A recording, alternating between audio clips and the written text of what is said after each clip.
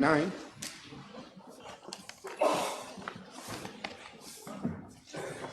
Mr. Deputy Speaker, sir, I wish to inform the House that type 1 diabetes mellitus is insulin-dependent diabetes where the patients are administered insulin.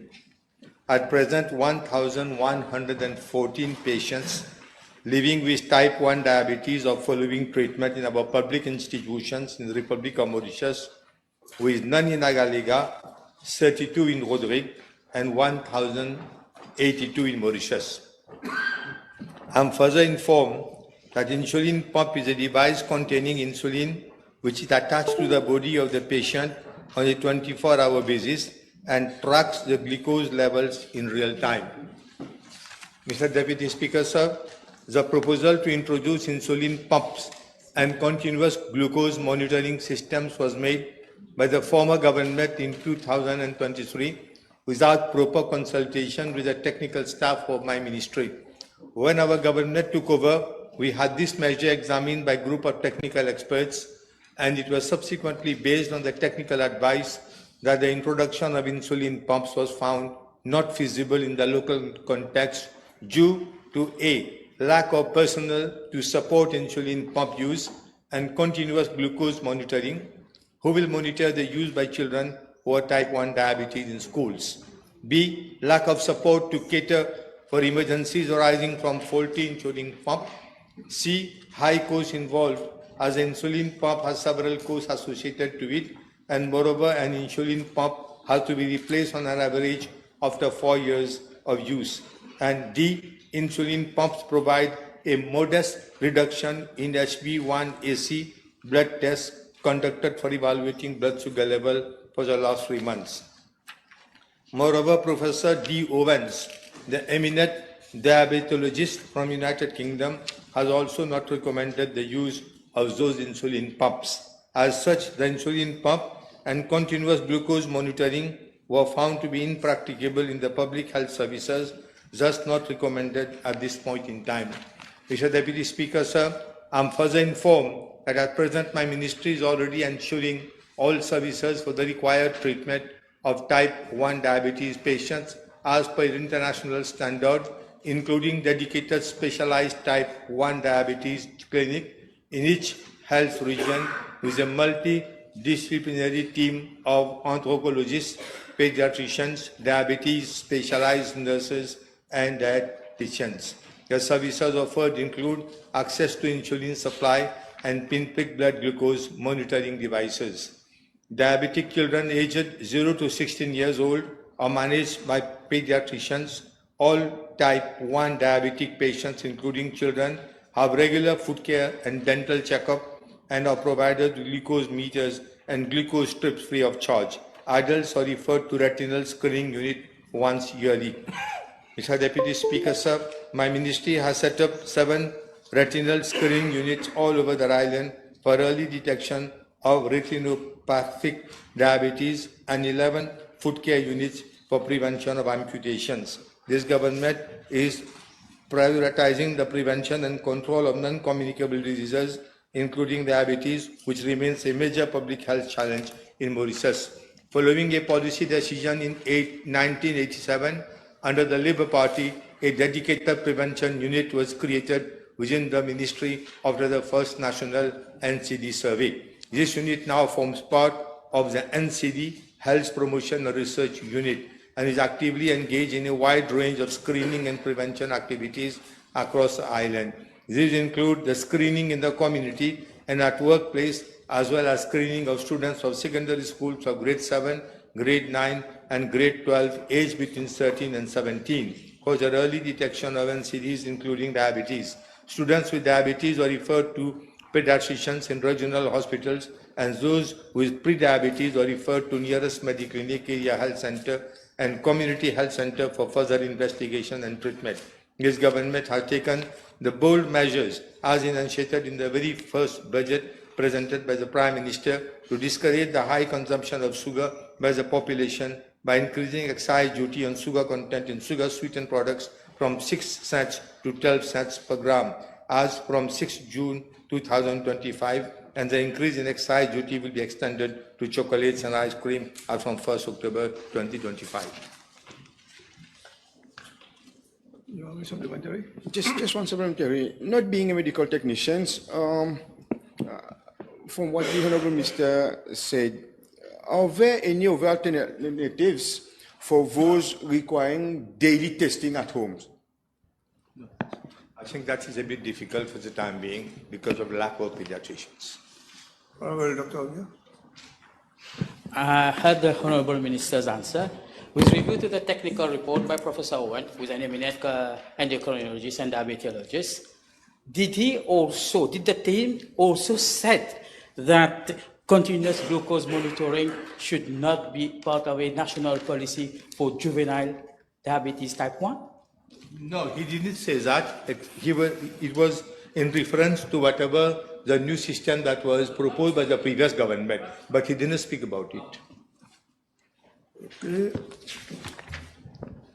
Second member for Grand Bay, Putudo. Thank you, Mr. Deputy Speaker, sir. Question B560. Thank you. Yes. Well, Mr. Deputy Speaker, sir, I am informed by the NLTA that the village of Melville, Kongkop, is served by 6 buses owned by individual bus operators. These buses, which ply along Route 178, Melville, Madame Azor via Goodlands, are registered with the Bus Owners Cooperative Society North. I am further informed that repeated complaints regarding the unsatisfactory level of service resulting from non-observance of established timetable were received at the level of the NLTA. Furthermore, with the extension of Route 178 to Bois d'Oiseau, Poutreau, since 13th July 2024, the service has faced significant delays, resulting in increased inconvenience to residents of Melville and Madame Azor. As I apprised the House on 17 December 2024, a day on which the Honourable Member had first questioned me on the same locality, with a view to mitigating the low level of public bus transport service along Route 178, while addressing the complaints received thereto, 2 temporary RSLs were granted to operators thereat, and these buses start plying since February 2023 and December 2024. While this remedial measure initially led to some improvements and fewer complaints, I am made to understand that the service reliability has once again declined, and the main reason being due to aging fleet. According to the NLTA, several buses, particularly those over 14 years of age, are prone to frequent breakdowns, resulting therefore in poor level of service. Mr. Deputy Speaker, sir, I wish to enlighten the House that out of 6 buses plying along Route 178, there are 2 are above 14 years, that is 15 and 17, while the other one has reached 12 years, implying that 50% of the current operational fleet thereat is prone to frequent breakdowns. Furthermore, in light of recent checks undertaken by the NLTA Inspectorate, it has been observed that only 5 buses are in active operation along Route 178, as 1 bus is off-road since September 2024 and still has not been replaced. Mr. Deputy Speaker, sir, in the light of this situation, the NLTA has had several meetings with the operators of the Cooperative Society to discuss about the various complaints regarding non-compliance with the established timetable. The operators were cautioned by the regulator, that is the NLTA, that they were warned that failure to maintain service levels may result in disciplinary measures. The operator, whose bus is not operating since September 2024, has reassured the NLTA that arrangements are ongoing for the replacement of this bus in the next 3 months. Furthermore, the other operators were encouraged to consider the timely renewal of their buses while availing from support from the bus modernization scheme, which is being voted in this budget. Concurrently, enforcement has been stepped up and fixed penalty notices are being issued to drivers for timetable breaches. Mr. Deputy Speaker, sir, I wish, however, to highlight to the House that the NLTA reported that redeployment of buses from other routes to routes of 178, which were being contemplated, remains challenging and is in fact not advisable since the route cannot accommodate larger buses because the roads are small. The specificity of the road is suitable for only 30 to 40-seater buses. Consequently, the NLTA is exploring the possibility of licensing one additional bus on Route 178, which is with the aim of reinforcing operation, improving frequency, and easing the difficulties faced by residents and students, those at Melville and Congo. As a last note, I will follow with the NLTA to ensure that a sustainable solution at the earliest be found. I'm confident that with the introduction of a fleet management system, things will improve going forward. Yes, supplementary. The Honourable Minister informs the House that surprise visits at regular intervals by officers of the NLTA can be carried out to ensure that they adhere to the scheduled time for the buses. There is, since about 2 weeks now, a new management at the NLTA, and I've had meetings with them with a view to taking on board the propositions made by the honourable member. Okay. The Honourable Second Member for Vieux-Grand-Port, Rosebell. Thank you, Mr. the Deputy Speaker. Sir, is question B/562, please.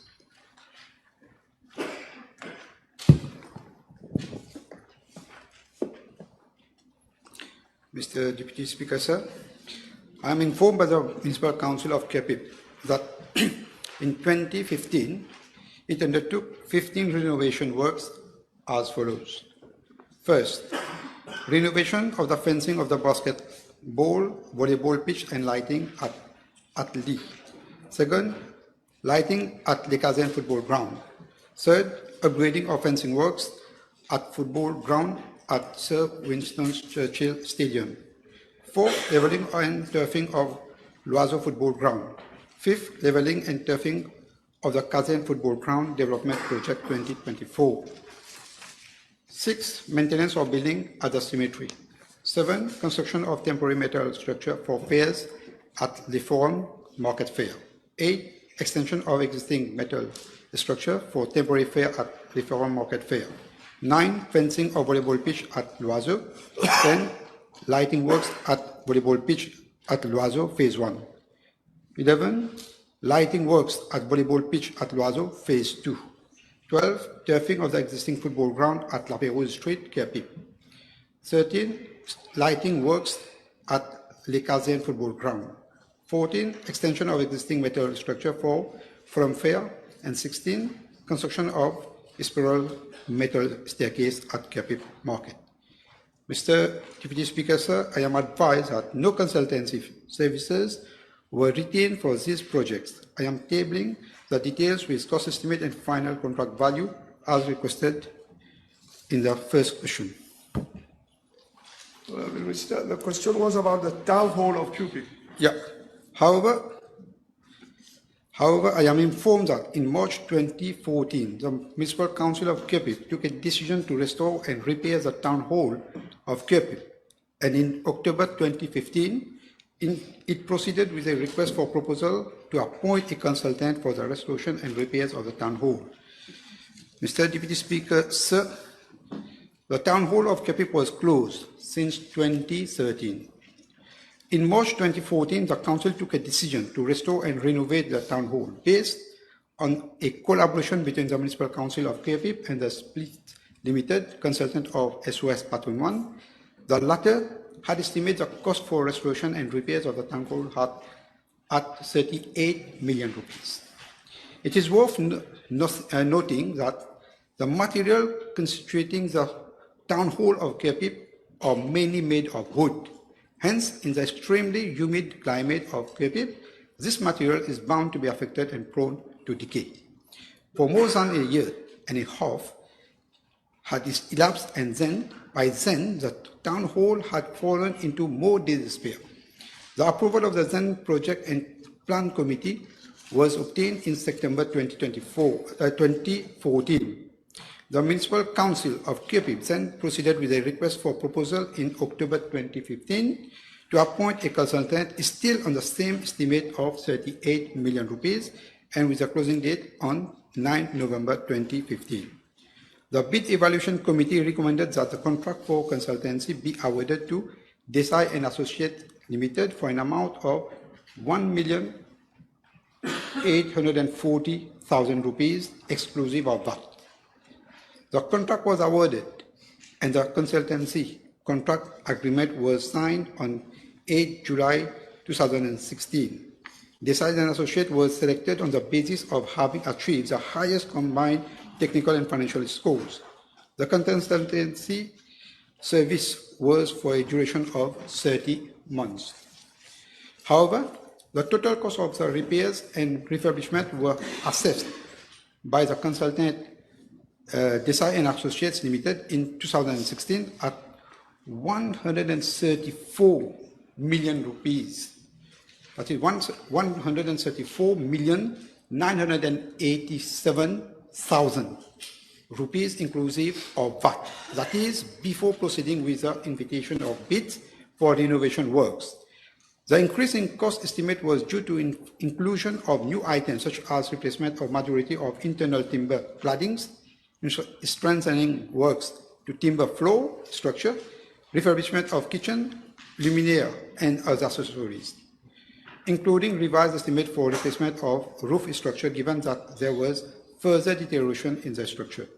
A comparative exercise was effected by the Council regarding the updated cost. The Council had highlighted that the Town Hall is experiencing a continuous deterioration with time and had sought the approval of the Project Plan Committee regarding the increase in the cost of the project since, as per the investment project process manual, any project whose pre-tender cost estimate exceeded the approved cost estimate by 15% at project design phase had to obtain the clearance of the aforesaid mentioned committee. By then, the project involved in the renovation of the Town Hall of Kerpip instead of just restoration and repairs. On 8 February 2017, the Project Plan Committee had requested the Ministry to ask the Municipal Council to seek a second opinion on the estimate cost proposed by the consultant and to try to revise same downwards. The Municipal Council of Kerpip requested that campus could be used as an alternative material for the roof shingle instead of thick shingle, which would cause a significant decrease of around 16 million rupees. The use of alternate materials at the basement level was also recommended, following which the cost was revised to 117,380,000 rupees exclusive of VAT. On 6 April 2018, the Municipal Council of Kerpip informed that the cost estimate had been revised from 117,380,000 rupees exclusive of VAT to 126,198,000 exclusive of VAT, that is 145,127,700 VAT inclusive. The then head Public Infrastructure Department of the Council informed on 9 April 2018 that the increase in cost is due to the further deterioration of the public infrastructure resulting from heavy rainfall during the period 2017 to 2018. On 17 April 2018, the then Ministry of Local Government and Outer Islands conveyed its approval for the increase in project value for the renovation of the Town Hall building of Kerpip from 117,380,000 exclusive of VAT to 196,198,000 exclusive of VAT, that is 145,177,700 VAT inclusive. Consequently, the consultant submitted on 6 August 2018 a revised consultancy fees 6,615,000 excluding VAT based on the new estimate cost and increase in the scope of works. A bid evaluation committee was set up at the level of the council to assess the revised consultancy fee. That committee recommended that an amount of 6,033,000 rupees be paid to the consultant. the approval of the then Ministry of Local Government and Outer Islands was sought, following which the advice of the Procurement Policy Office was requested, following which a meeting was held at the level of the Procurement Policy Office on 10 January 2019, where it was noted that the Municipal Council of Kepi had erroneously interpreted Section 46, subsection 4 of the Public Procurement Act 2006 to justify the increase in consultancy fees with no limit, when it should have referred to Section 46, subsection 3 of the Public Procurement Act 2006, which caps the amount the Council was thus requested to reassess the revised fees. Mr. Deputy Speaker, sir, a new bid evaluation committee was set up, which recommended... Sorry, you are going too long. The Let's question is finish. simple. As to the initial cost It's already finished. and the consultancy fees and the final cost. Yeah, the final. It's coming in the Just final. please inform us about these three items. Yeah. The consultant was not agreeable to this revised fees and went arbitration given that the Municipal Council of Kepip could not go against the provision of the Public Procurement Act 2006 and the Public Procurement Regulation 2008. Following the arbitration, an award of 13 million rupees was made to Design and Associate, including consultation fees, arbitration costs, legal fees, and interests. I'm sure the question is very clear, answerable. Okay, Honorable Second Member for Rodrigue. Fine.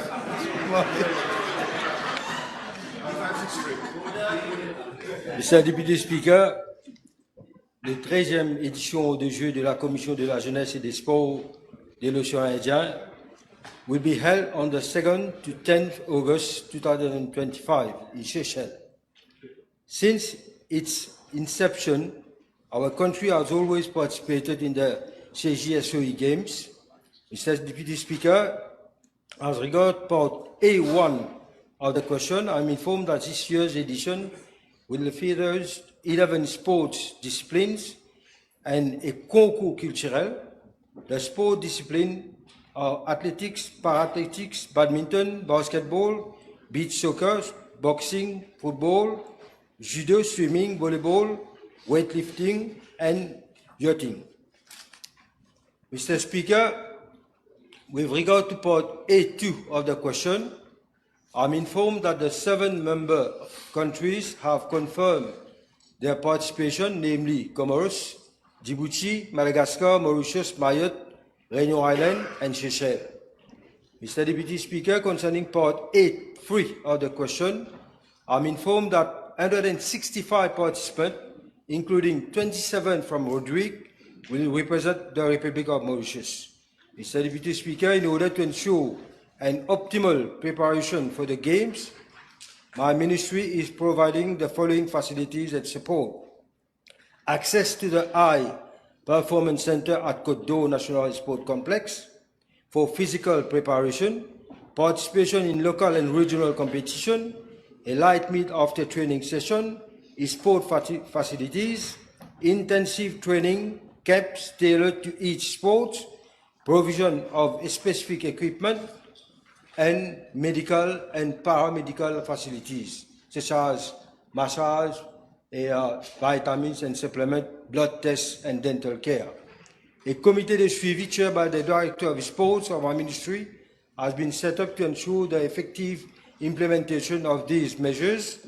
Accordingly, officers of my ministry conduct regular site visits and hold regular meetings with the national sport federations. These allowed for close monitoring and timely feedback on the ongoing preparation. Further, I'm informed by the Commission of Youth and Sport in Rodrigue that athletes are provided with transport facilities for training purposes in Rodrigue. The Commission also met the travel costs for the athletes who came to Mauritius to participate in qualifying rounds in the case of athletics, boxing, and volleyball.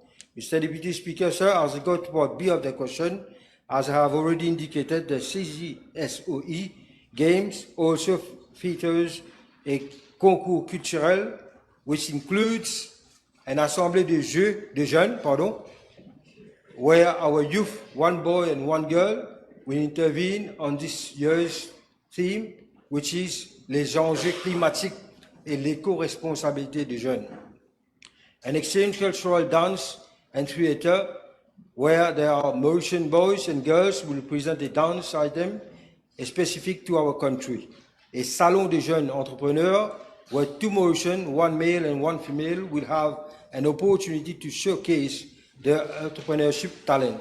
Esports, where 1 boy and 1 girl will get to compete in a video games against participants from other countries. And a forum de la jeunesse, where all young people from the 7 countries of the CJSOE and who are partaking in the concours culturel can participate. Mr. Deputy Speaker, sir, I'm confident that with these facilities and support, our athletes will surely make our country proud and bring a maximum medals. You have a supplementary? If I have just missed some of the numbers, may I ask the Honourable Minister whether there will be parity in the national delegation for coaches, encadreurs, and the youth participants from Mauritius for the initiative of Concours Culturel, Salon des Jeunes, as you mentioned, for this game? Mr. Deputy Speaker, sir, I wish to inform the House and my honourable colleague from Rodrigue in particular that I have ensured that our youth from Rodrigue are adequately represented in the games. Mr. Deputy Speaker, sir, 6 young Rodriguans are participating in the Concours Culturel in parity with their counterpart from mainland Mauritius. This arrangement also applies to the encadreur. In the last edition of the CGSOE Games in 2022, in Mauritius, 2 young from Mauritius had participated therein. Mr. Deputy Speaker, sir, I wish to point out that the Commissioner for Youth and Sport in Rodrigue was entrusted with the responsibility of selecting the Rodriguan participant in respect of the Concours Culturel. Yes, the Honourable Second Member for Coachability, Amoka. Thank you, Mr. Deputy Speaker. Question B564, please. Thank you very much, Honourable Member. Mr. Deputy Speaker, with regard to assessment of the Division of Veterinary Services, formerly known as Livestock and Veterinary Division, I wish to inform the House that an assessment was conducted by the World Organization for Animal Health from April 29th to 10th of May 2024, and a final report is still awaited. However, a draft report has been submitted to my ministry, and some of the key recommendations made by the World Organization for Animal Health are as follows. 1. Develop dedicated livestock animal health policy and strategy, which includes veterinary public health, adopting one health approach. 2. Develop formal guidelines for accurate documentation of inspection functions and to strengthen capacity to allow Division of the Veterinary Services to perform its core function more effectively and in line with the World Organization for Animal Health standards. 3. Develop a code of ethics and rules of practice and prepare work ethics guidelines to ensure the quality of veterinary service provision and review and revise all legislation covering the veterinary domain to comply with the World Organization Animal Health Terrestrial Animal Health Code. Mr. Deputy Speaker, a debriefing session was held at the level of my ministry to discuss the key recommendation of the World Organization for Animal Health, and an action plan is being formulated by the Division of Veterinary Services to guide implementation. I'm informed that over the past 10 years, livestock breeders have consistently raised concern about quality of service and have been calling for improved veterinary support from the Division of Veterinary Services. In the light of concern raised by livestock breeders, my ministry is taking the following measures to enhance the efficacy and efficiency of vet services. A, increasing the number of mobile veterinary clinics from 1 to 3. B, recruitment of veterinary officers. And C, improved drug supply. Mr. Deputy Speaker, my ministry remains fully committed to strengthening veterinary service delivery through concrete and targeted action. The measures which have been mentioned aim at addressing the concern of breeders and ensure a more responsive, efficient, and effective veterinary service nationwide. The Honourable Third Member for Montagne Blanche, Grande Rivière Southeast. Thank you, Deputy Speaker, sir. B565. Mr. Deputy Speaker, sir, in regard to the newly announced implementation of specialty services in ophthalmology, cardiology, and neurosurgery, I wish to inform the House that several measures are being taken by my ministry to strengthen the healthcare services at the New Flag Hospital. Ophthalmology and cardiology services are being enhanced and made more accessible to the population in the eastern region. Insofar as neurosurgery is concerned, a new neurosurgery outpatient department has been operational in the New Flag Hospital. Since January 2025, an ophthalmology unit has been set up at New Flag Hospital. Cataract surgeries are being conducted on a daily basis, and ophthalmology outpatient consultation is held every Monday at the hospital. In addition, retinal screening is also conducted at Lady Sushil Ramula Mediclinic, which falls under the purview of the New Flag Hospital. This decentralization of ophthalmology services has improved access to eye care and also significantly reduced waiting times for surgical procedures. It is to be noted that ophthalmology services are already being offered at Mocha Eye Hospital and Suyak Hospital, contributing to a broader and more efficient regional network. The establishment of ophthalmology unit at the Flag Hospital has further bolstered these services and deliver much needed care to residents of the eastern and northern regions. In line with our commitment to continually enhance specialized care, my ministry is presently working on the establishment of a state-of-the-art coronary angiography unit at the New Flag Hospital. Once operational, this unit will allow for the performance of diagnostic angiography and interventional procedures such as angioplasty, thus providing critical life-saving services locally and reducing the need for patient transfers to other major hospitals. As far as neurosurgery is concerned, my ministry is actively engaged in the setting up of a specialized neuroscience trauma and rehabilitation center by early 2026. This initiative forms part of the broader strategy to decentralize tertiary care and to improve access to advanced neurosurgical services in the region. The unit will be equipped to handle neurosurgical cases and will include a dedicated neuro outpatient department for consultations, follow-up, and non-invasive assessments. Mr. Deputy Speaker, sir, the implementation of these specialty services coupled with comprehensive ENT unit at the New Flag Hospital reflects this government's unwavering commitment to equitable, decentralized, and highly quality health care delivery, which has the objective of providing timely and accessible care for all our citizens. Yes, sir. The Honourable Second Member for Belrose, Cadbo. Je vous remercie, Monsieur le Président. B566. Mr. Deputy Speaker, sir, with regards to Part A of the question, I am informed by Metro Express Limited that since I took office in November last, a total of 5 incidents have been reported at various metro stations, including those of Trianon and Belrose in the constituency of the Honourable Member. The total loss suffered by MEL amounts to 5.2 million rupees. That is 102,170 as stolen money and 5.1 million rupees, I am informed, as damages to assets. I am tabling the reports from MEL with regards to these incidents, which is here.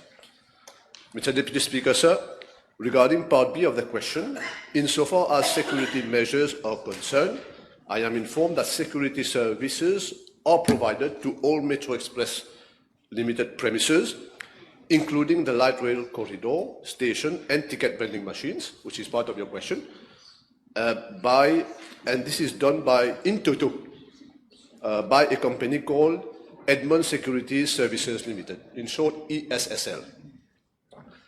The contract for this company has been renewed on several occasions since the beginning of the project, I've been further informed, and on 29 May 2024, an annual amount of 23,339,940 was the contract which was awarded for 2 years.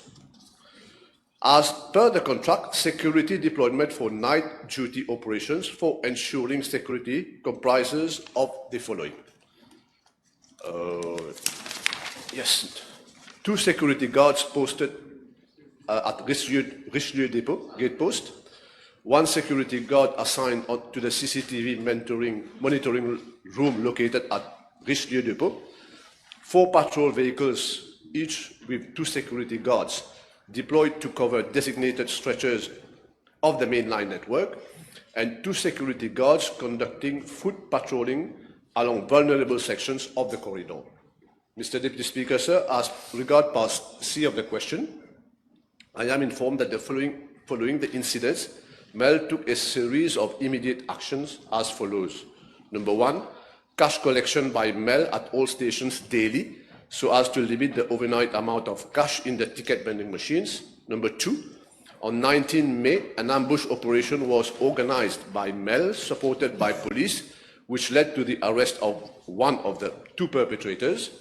Number 3, a meeting was held on 23 May 2025 with the divisional commander of the Western Division of the Police and MEL, which confirmed that actions were underway to locate and apprehend the second suspect involved in the 19 May 2025 incident, who still remains at large so far.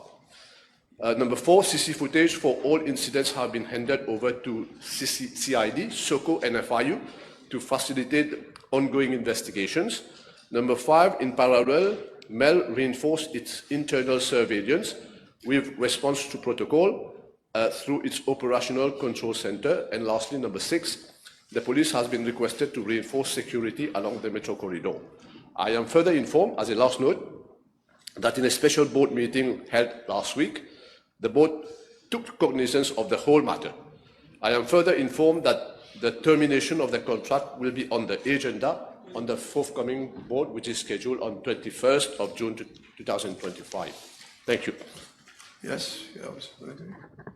Je vous remercie, Monsieur le Président. Would the Honourable Minister inform the House whether the company involved is the same one that was at the center of the Moustache Links scandal prior to the last general elections? Thank you. Yes, indeed, Mr. Deputy Speaker, sir. My attention has been drawn to these 2 videos, allegedly mentioning that company in particular, and one, again, allegedly, during the very sensitive period, which is the tender process. Last one. Another one? Another Moustache? Last one. Thank you, Mr. Deputy Speaker. In the light of the above, will the Honourable Minister consider referring the matter to the FCC? Thank you. Mr. Deputy Speaker, this is of the remit of the Board of Metro Express Limited. I can certainly convey this, especially the more so there is a board meeting forthcoming, that this be taken on the agenda as well. Thank you. Thank you. The Honourable Second Member for Grand Portugal. Thank you. B567. Mr. Deputy Speaker, sir, I am informed that the State Trading Corporation had launched an open international bid for the current supply of white oils on the government e-procurement portal on 16th of April 2024 for the supply of white oils, namely Mogas gas oil, Jet A1 and marine gas oil. 7 bids had been received and further to an evaluation exercise by the STC. The contract for the supply of white oil was awarded to Sahara Energy Resource Limited, the substantially lowest technically responsive bidder with respect to the premium, which comprises the supplier's margin, freight costs, insurance, and other ancillary costs at loading and unloading ports, including port charges, deviation, bunkers, tank cleaning and preparation, and security team fees if necessary, and contamination risks. The total price paid by the STC for each consignment is the premium plus the reference Platts price for the product, which varies daily. Mr. Deputy Speaker, sir, with respect to Part A of the question, I am informed that the duration of the contract is for the period 1st of August 2024 to 31st of July 2025. With respect to Part B of the question, the annual contract for the premium was estimated at $57.17 million, equivalent to 2.66 billion rupees, and the total contract amount was estimated at $598.91 million, equivalent to 27.87 billion rupees, which comprise the reference Platts price plus the premium. Yes, you have a supplementary. Thank you, Deputy Speaker, sir. Can the Honourable Minister confirm whether the STC has launched a new tender exercise recently? Mr. Deputy Speaker, sir, I am informed that on 11th of April 2025, the STC launched an open international bidding exercise for the supply of white oils for the period of 1st August 2025 to 31st of July 2026. At the opening of bids on 16th of May 2025, 14 bids were received. I understand that the new contract is costing around 1 billion rupees less than the present contract. Okay. No, last one. Can the Honourable Minister inform the House what is the premium price and the total contract amount of the new contract starting from the 1st August 2025 till 31st July 2026, and also of the situation of the price stabilization account? Thank you.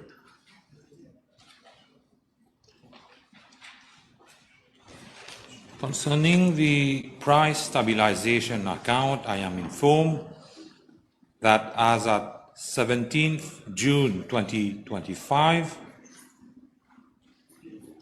the PSA, which is normally used to stabilize the retail prices of mogas and gas oil, currently has a deficit of 2.8 billion rupees for gas oil, while there is a slightly positive balance of 400 million rupees for mogas.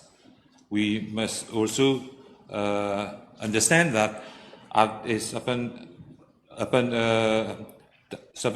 time, the deficit was around 5.2 billion rupees when the previous government was in power.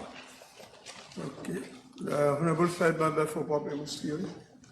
Mr. Deputy Speaker, B568.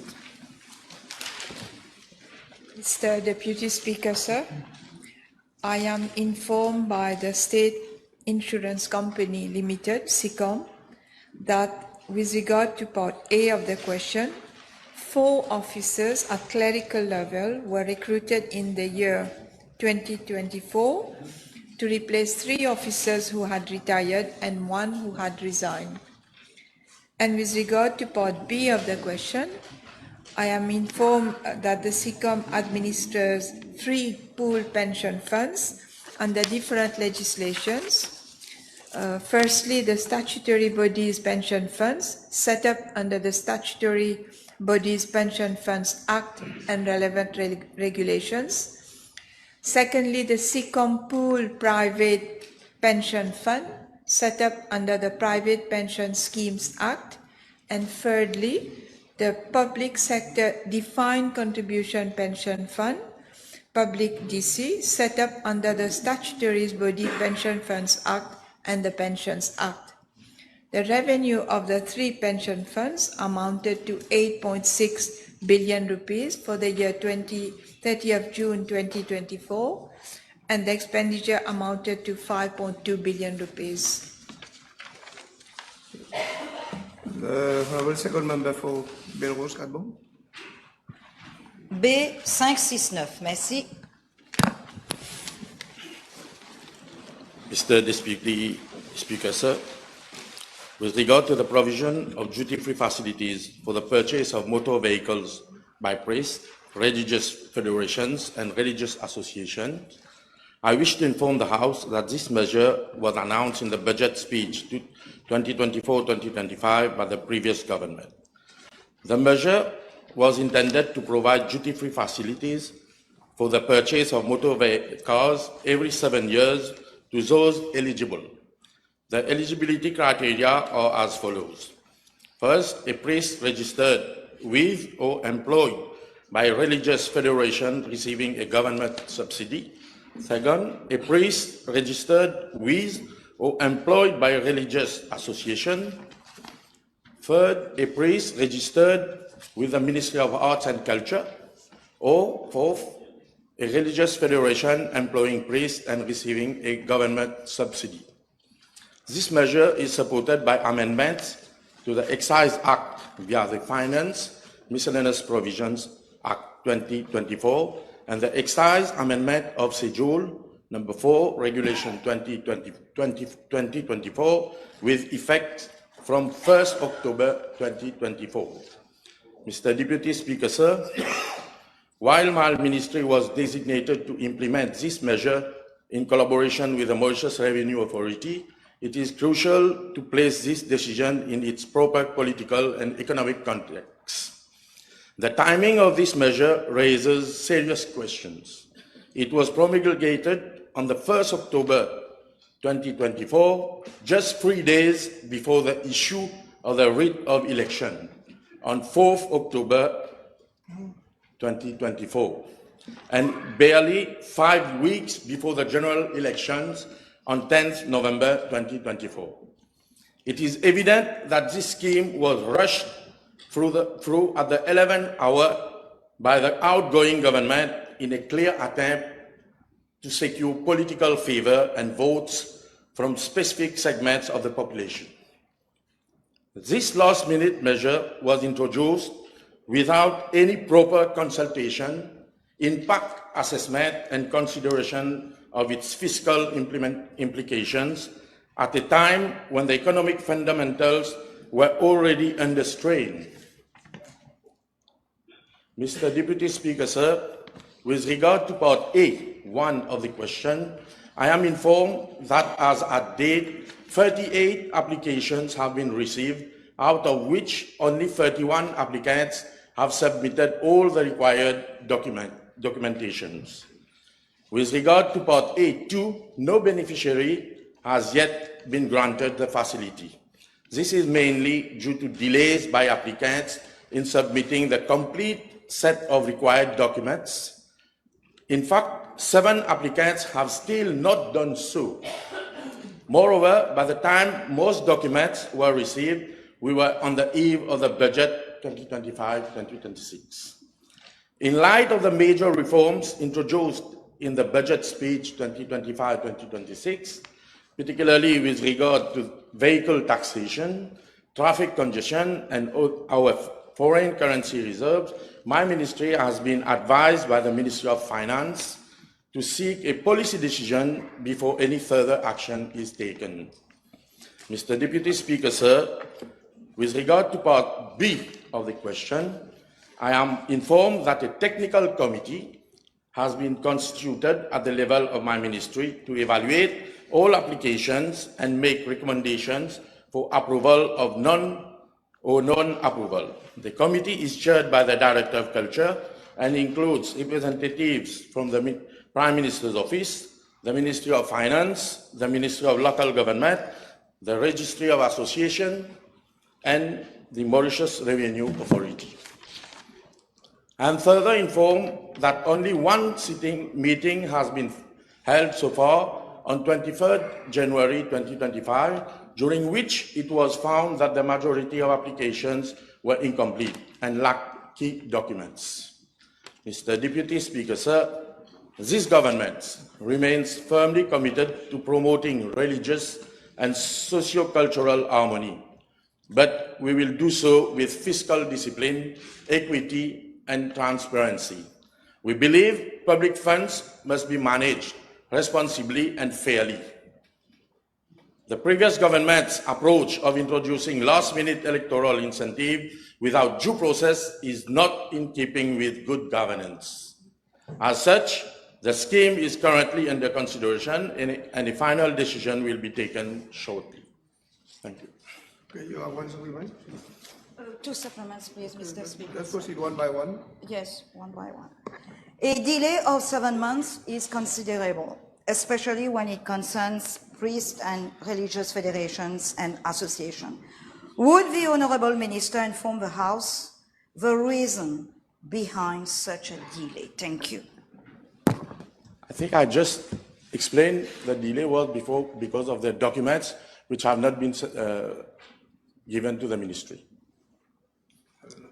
Last one. Thank you, Mr. Deputy Speaker. Would the Minister inform the House when can the duty-free licenses be expected to be issued? Thank you. Again, I already replied. I said that it is under consideration and the final decision will be taken shortly. Okay, one question for Mr. the Speaker, sir, I was following the reply of the Minister. Is it an established practice to have religious workers registered at the level of the Ministry of Arts and Culture? I don't think so. Okay, can we proceed with the next question? The Honourable Third Member for Pamplemousse Riolé. So, Deputy Speaker, question B570. Mr. Deputy Speaker, sir, I am informed by the State Insurance Company Limited with regard to part A of the question that the incumbent holds a school certificate, a higher school certificate, and is a fellow member of the Institute and Faculty of Actuaries of the UK. I am also informed by the SECOM that the officer was a senior actuarial analyst since March 2008. In February 2018, the officer was promoted as Deputy Manager of Risk Department. In February 2020, the incumbent was laterally transferred to the Group Pensions Department. Then in March 2021, with the impending retirement of the Senior Executive Officer Group Pensions, the Group Pension Department was restructured and the incumbent was called upon to shoulder additional responsibilities.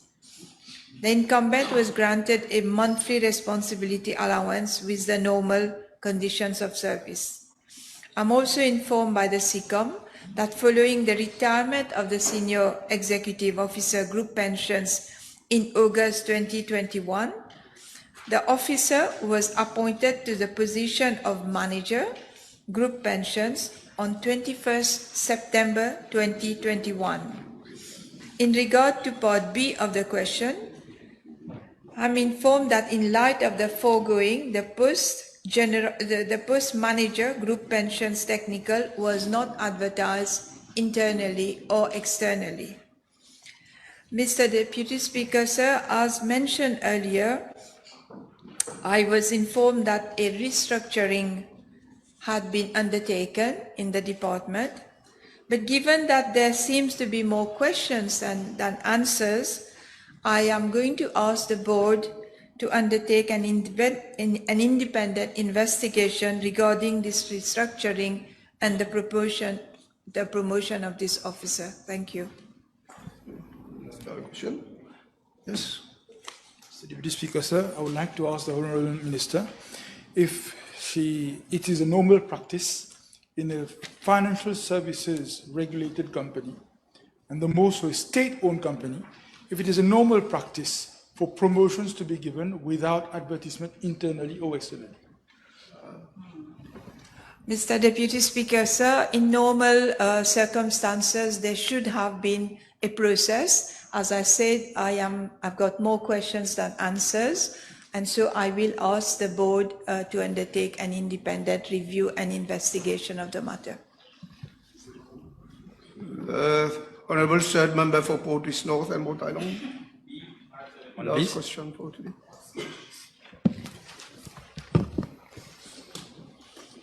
Mr. Deputy Speaker, sir, as regard to Part A of the question, 7 appointments have been made in the grade of Financial Controller since December 2014 to date. I am tabling the list. Thank you. As to Part B of the question, there is only 1 permanent funded vacancy in the grade of Financial Controller or at the Municipal Town Council of Bourg-Saint-Rosil following the retirement of Mr. James Daniel Lam Hing on 11 October 2024. I am informed that the vacancy for the post of Financial Controller has been advertised on 15 May 2025 among serving qualified officers, principal accountant in the service with closing date set at 28 May 2025. Okay, question time is, we have exhausted all the questions, so the next item. Honourable Prime Minister. Madam Speaker, Mr. Deputy Speaker, I beg to move that all the business on today's order paper be exempted from the provisions of paragraph 2 of Standing Order 10. Motion is seconded by the Deputy Prime Minister. The question is that all the business of today's order paper be exempted from the provisions of paragraph 2 of Standing Order 10. Those in favour say aye. Those against say no. The ayes have it. Statement by Minister.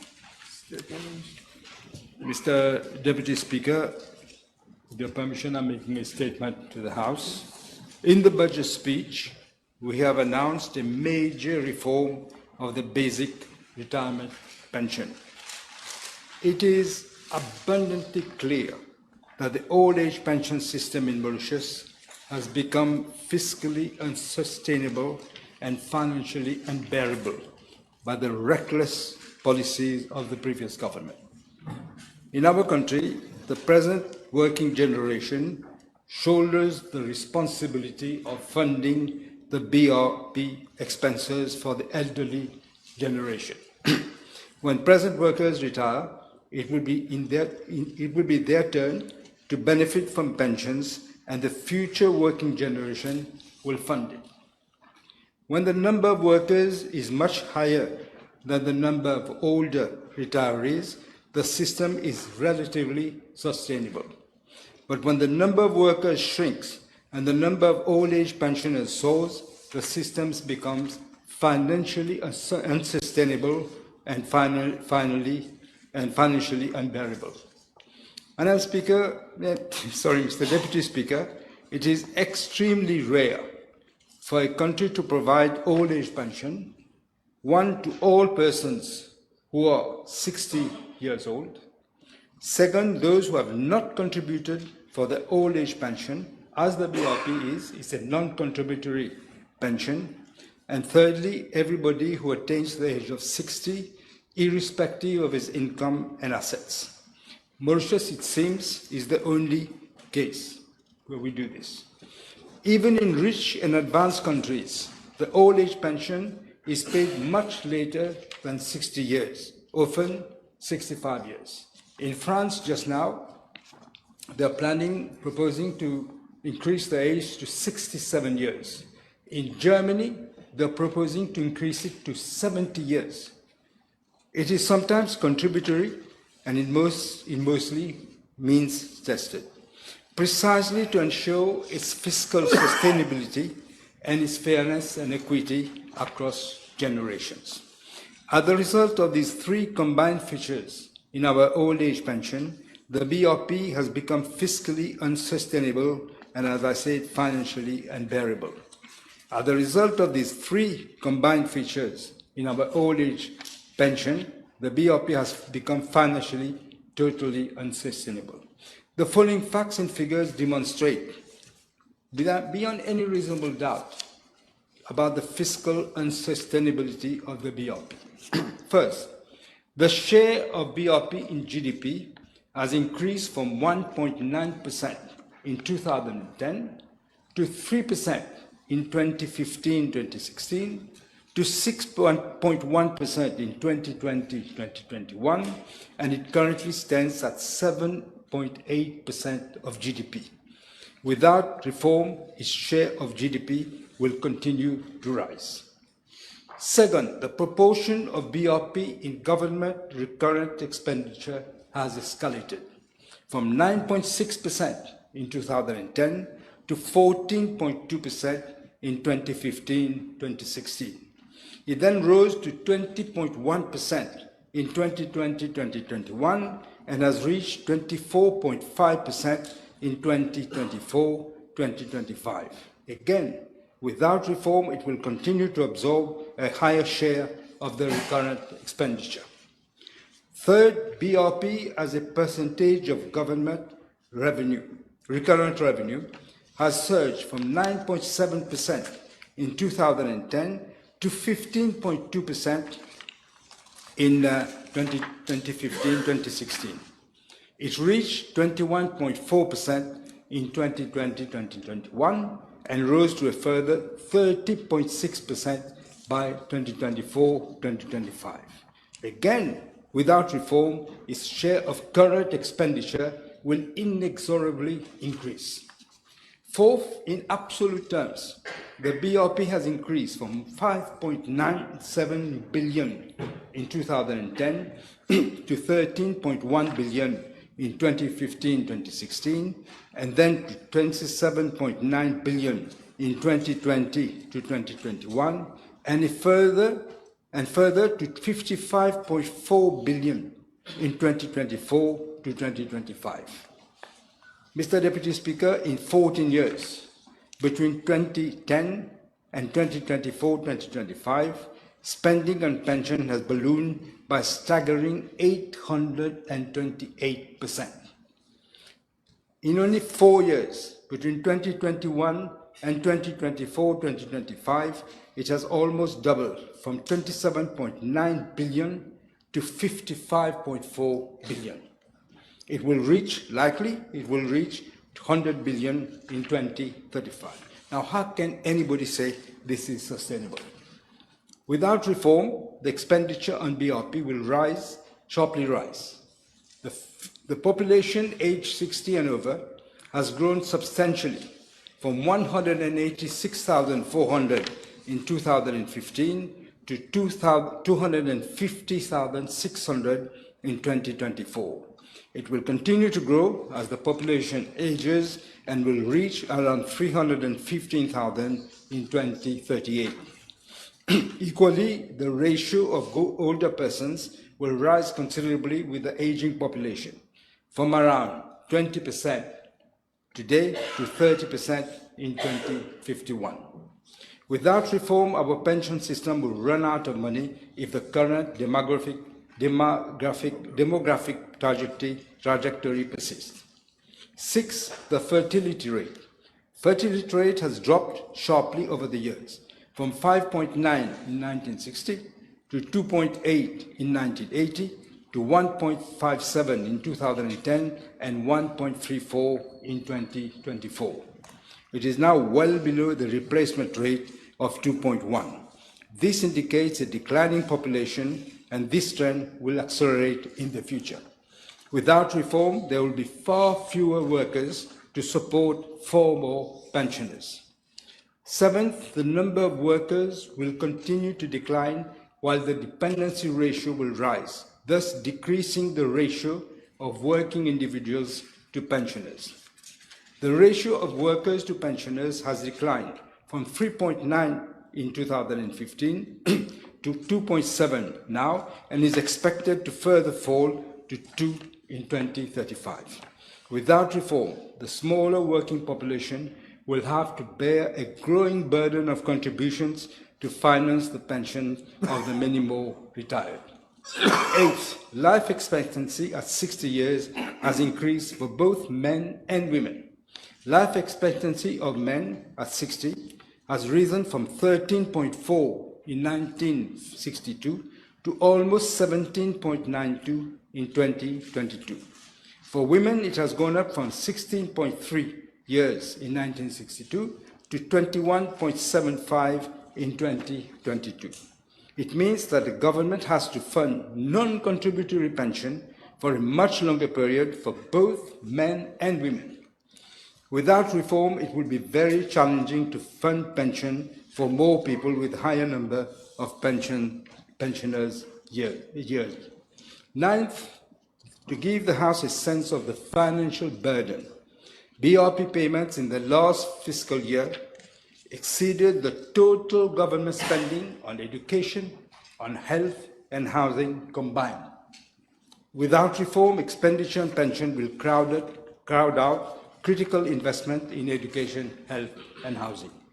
10th, to finance this increasingly rising expenditure, government has to borrow massively, thus raising the public sector debt to an alarming level of 90% of GDP.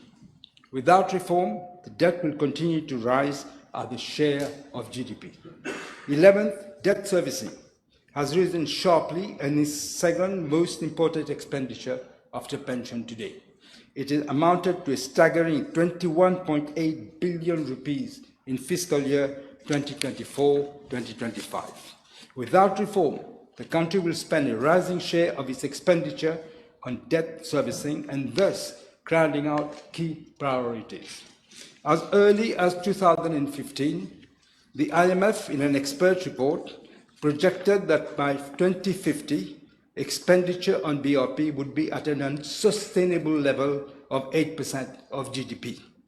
Because of the irresponsible decisions taken by the previous government, believe it or not, Mr. Deputy Speaker, we are already at 7.8% now. That is around 25 years ahead of what the IMF had projected.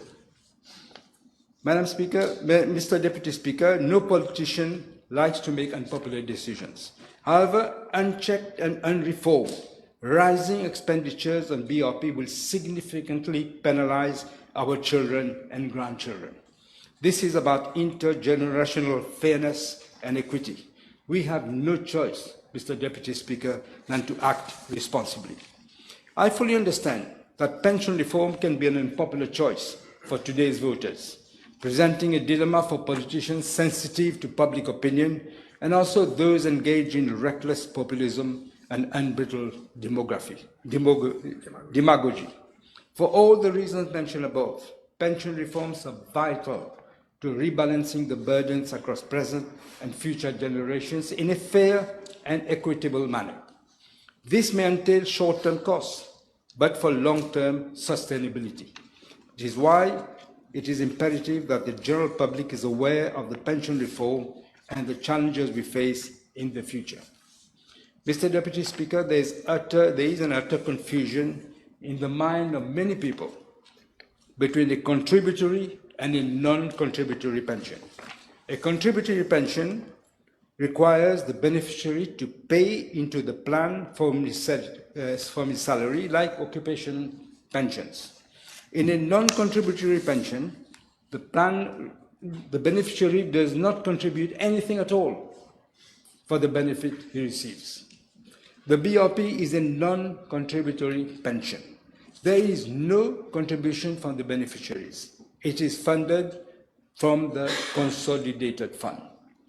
As such, all increases in the BRP can only be financed through higher debt or higher taxes. Under a contributory pension system, an employee can choose to retire earlier than the prescribed retirement and benefit from a reduced pension. This, Mr. Deputy Speaker, does not apply to the BRP, which is, as I said, non-contributory. Eligibility to BRP is typically not based on employment history or prior contribution, but rather on factors such as age and residency. In other countries, it also depends on income and asset of beneficiaries. Let me make another confusion, clear another confusion about the retirement age. The budget has not changed the retirement age. We have not changed it. The retirement age was 65 and it remains at 65. Flexibility for early retirement for those in specific sectors have not changed for contributory pension. We only align the entitlement to BOP with the retirement age in order again to ensure fiscal sustainability. Mr. Deputy Speaker, the dire financial predicament we have inherited demands immediate and decisive fiscal consolidation. Without prompt corrective measures, we risk to follow the trajectory of countries such as Sri Lanka or Greece, nations that delayed essential reforms and ultimately faced severe financial crises, forcing them to accept tough, externally imposed bailout conditions. The previous government's legacy bears troubling similarities to these examples. Their pattern of unchecked and reckless spending has placed our public finances in dire straits. As a result, our national debt is projected to rise to 642 billion rupees by the end of June of this year, equivalent to 90% of GDP, highlighting the urgent need to restore fiscal discipline and rebuild economic resilience. There is a very, very high risk of the country being downgraded if there is no fiscal consolidation, and I wish to remind the House that a downgrade to a junk status would have very, very serious implications on the cost of borrowing, on our financial services sector, on the value of the rupee, investments, foreign direct investments, and the economy as a whole. No one, Mr. Deputy Speaker, would invest in a country which has the status of junk. We simply cannot afford a downgrade from investment status to junk status. As a responsible government, we could not ignore the risks posed by our unsustainable pension system, not only to public finances, but also to the well-being of our elderly population. We have no choice than to reform our shockingly unsustainable pension system.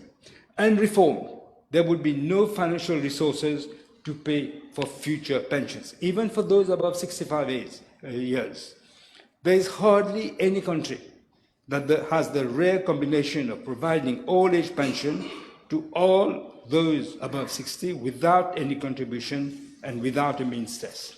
In fact, several developed countries have embraced two of the following three measures. One, extension of the retirement age to 65 and beyond. I just mentioned France and Germany.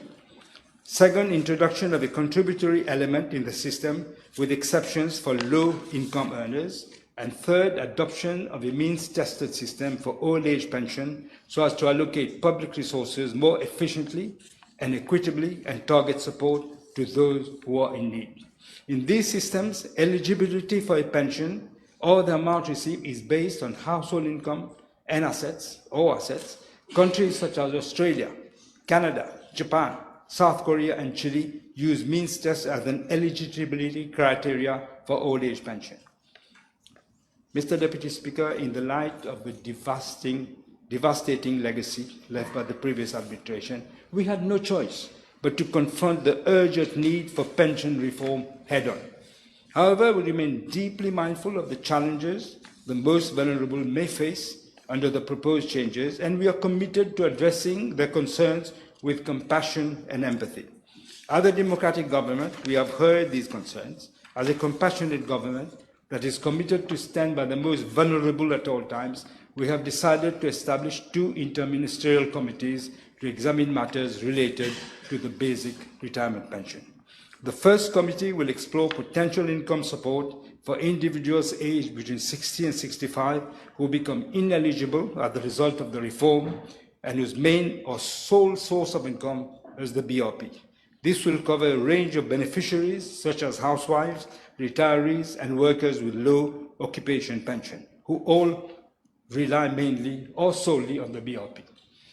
This committee will be chaired by myself and will comprise the Deputy Prime Minister, the Minister of Financial Services and Economic Planning, the Minister of Energy and Public Utilities, the Minister of Labour and Industrial Relations, the Minister of Industry, SMEs and Cooperatives, the Junior Minister for Finance, Junior Minister of Social Integration, Social Security and National Solidarity. The second committee will examine potential support for individuals who are unable to work due to health-related disabilities.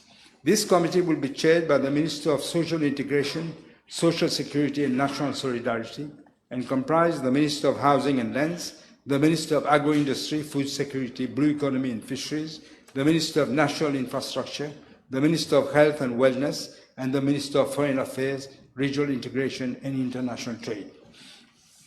Mr. Deputy Speaker, the escalating financial burden on future generations from an aging society is the challenge faced by most countries. If the current demographic trajectory of Mauritius persists, then our pension system will simply run out of money. Let me be very candid. The BRP system is a time bomb. It is a time bomb that is fast ticking away.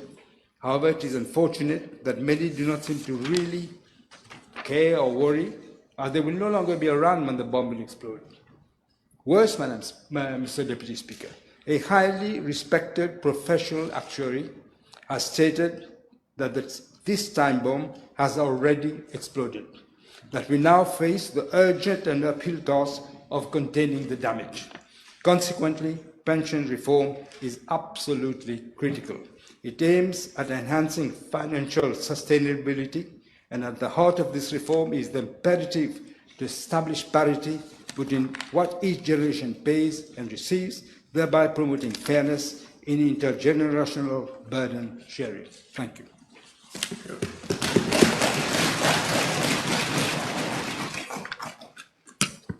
Public bills for first reading. Honorable Attorney General.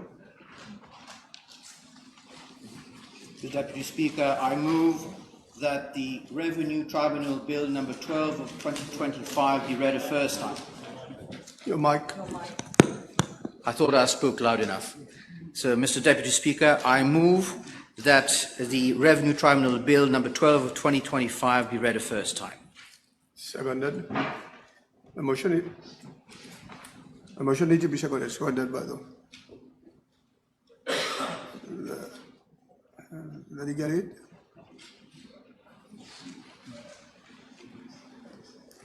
I move that the Legal Aid and Legal Assistance Bill number 13 of 2025 be read a first time. Seconded. Seconded. Public bill second reading. Madam Speaker will take the chair.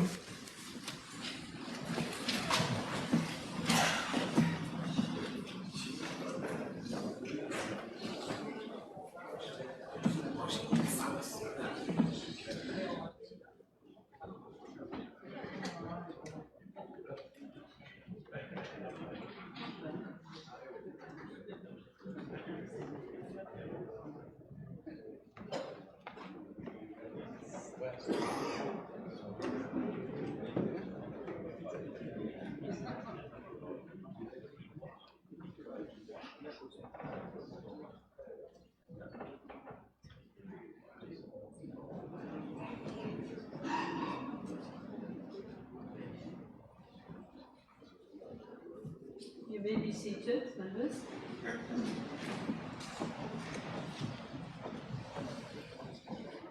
Big bill second reading. Yes, Honourable Prime Minister. Madam Speaker, with your permission, I wish to make the following statement by way of personal explanation under Standing Order 28. Yes. With a view to dispelling any doubt about the interpretation of paragraph 272 of the budget speech 2025-2026 relating to fair share contribution of 15%, I would like to inform the House that it relates to a high income earner earning annual net income exceeding 12 million rupees, inclusive of dividend income received during the year from domestic companies, who will be required to pay a fair share contribution at the rate of 15% of his chargeable income in excess of 12 million rupees. Consequently, paragraph 275 and 276, as they appear in the printed version of the budget speech, should be disregarded. Thank you. Yes. Honourable Leader of the Opposition, debate.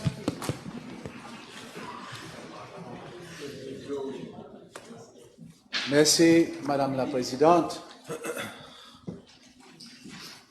I think we should be able to agree on two things. One, that this budget is a budget de rupture à la FMI, and that this budget de rupture à la FMI est le contraire of the electoral platform on which the Labour Party was elected. When I'm saying that, I'm not making a value judgment. I will explain why I believe that it is a statement of fact. I said budget de rupture à la FMI. Now bear in mind, Madam Speaker, that those are not my words. I have merely quoted Honorable Paul Béranger as leader of the opposition during his intervention on the budget 2006-2007. And this statement, Madam Speaker, summarizes also the 2025-2026 budget, that is, the abolition of the pension for those between 60 to 65, the review of subsidies, and the abolition of various social and educational allocations, un budget à la FMI. Madame la Présidente, nous débutons aujourd'hui les débats sur l'Appropriation Bill 2025-2026, le premier budget proposé par l'Alliance du changement, et c'est un budget qui trahit la confiance de la population, qui a cru en vos promesses pendant la campagne électorale. Dans chaque budget, il y a du bon, il y a du moins bon, et parfois, il y a du pas bon du tout. Malheureusement et tristement pour ce peuple, ce budget a très peu de bonnes mesures et beaucoup de pas bons du tout, Madame la Présidente. Pour qualifier ce budget 2025-2026, je me suis permis au tout début de mon intervention d'emprunter les mots utilisés par un des membres les plus influents de l'actuel gouvernement en 22 juin 2006, presque 19 ans de cela, budget de rupture à la FMI. L'histoire se répète, Madame la Présidente. En 2005, le gouvernement travailliste d'alors avait affirmé vouloir changer la vie des gens en 100 jours. Malheureusement, la vie de chaque Mauricien était devenue amère après ces 100 jours, et à cette époque, il y régnait la même situation, une rupture totale entre la population et le gouvernement. C'est le même sentiment avec ce budget de rupture où on étouffe toute une population avec ce budget austère.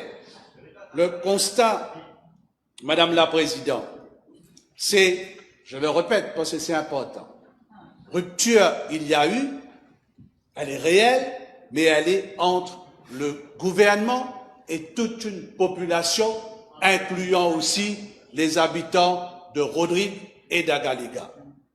Une grande majorité de la population sera au fond des abîmes avec la mise en place des mesures antisociales annoncées dans le présent budget. Madame la Présidente, c'est le démantèlement de l'État-providence. Ce sera un drame humain pour des milliers de familles mauriciennes. 3 ans de souffrance pour le peuple et attendre peut-être à la veille des élections de 2029 pour récolter des miettes.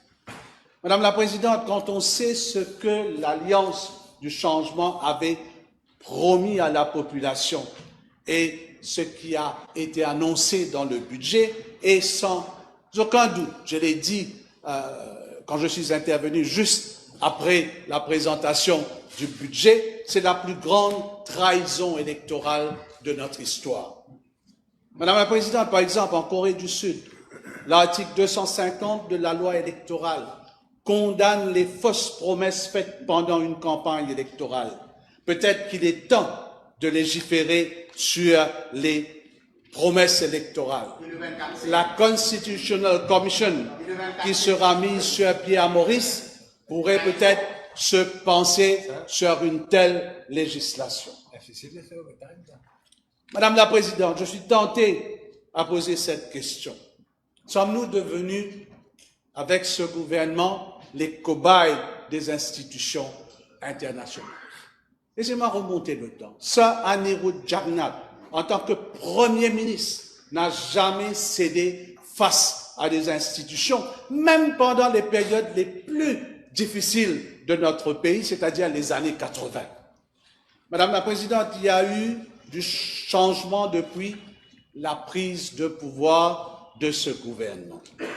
Le premier, et cela je ne mets pas en doute la capacité du junior ministre, l'honorable Damri, mais de mémoire, c'est la première fois qu'un junior ministre préside les consultations avec les stakeholders pour la préparation du budget.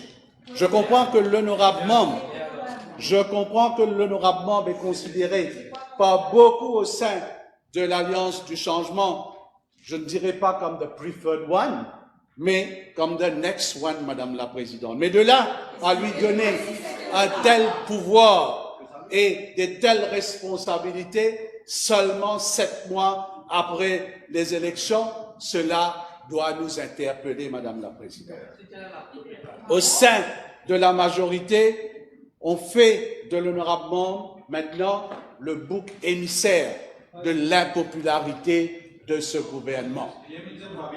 Mais nous savons tous que c'est le Premier ministre et le cabinet ministériel qui sont responsables de l'abolition de la pension pour les 60 à 65 ans et toutes ces taxes imposées sur la population.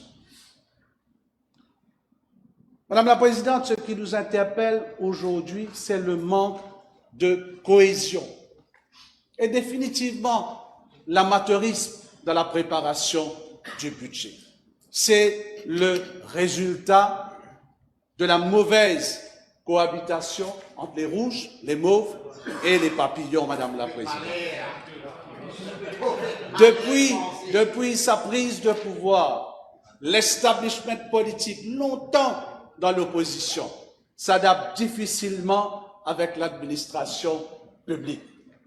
Par exemple, le musical chair presque hebdomadaire des fonctionnaires, le recrutement des officiers retraités sur contrat en sont les preuves. Un chapelet de promesses électorales et après la victoire, ce gouvernement vient nous parler de l'état de l'économie comme prétexte pour ne pas tenir leurs promesses. Il y a eu, depuis novembre 2024, ce que je qualifierais, Madame la Présidente, un management of public opinion très précis, avec comme motif la caisse vide. Un rapport sur l'état de l'économie très douteux.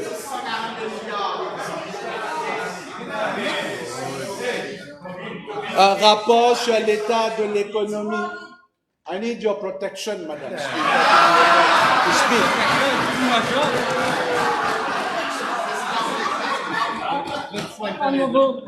Honorable members. Oh, Madam Sabapati, yes, I'm on my feet. Honorable members, I would rather that the leader of the opposition, also given the fact that there are just 2 of them, that he be allowed to make his speech. It is his right. Don't interrupt him too much.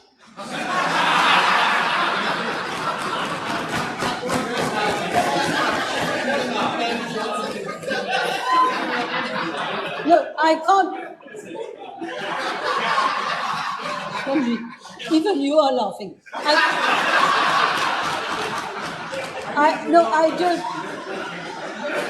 I can't stop you laughing, reacting subtly, but be subtle. Be subtle. Let him speak. He will speak for he has the right to speak for quite some time. Honorable Jaman, I'm speaking and I'm on my feet. He has the right to speak for quite some time. Let him speak. You will get the chance to reply. Please, Honorable Leader. Thank you, Madam Speaker. Un rapport sur l'état de l'économie très douteux et non signé, mais préparé par des consultants, en croire le junior ministre. La caisse vide, mais en même temps, plusieurs des ministres ont voyagé aux frais de l'État. Apparemment, 33 voyages en 8 mois. Achat de voitures neuves par les ministres, incluant le Premier ministre. Is this a budget that will go down in history? Well, yes, but if it does, Madam Speaker, it will be for all the wrong reasons. And in particular, it might go down in history as the budget that started the dismantling of the welfare state in our country and the disappearance of the safety net for the working class and the more vulnerable of our society, Madam Speaker.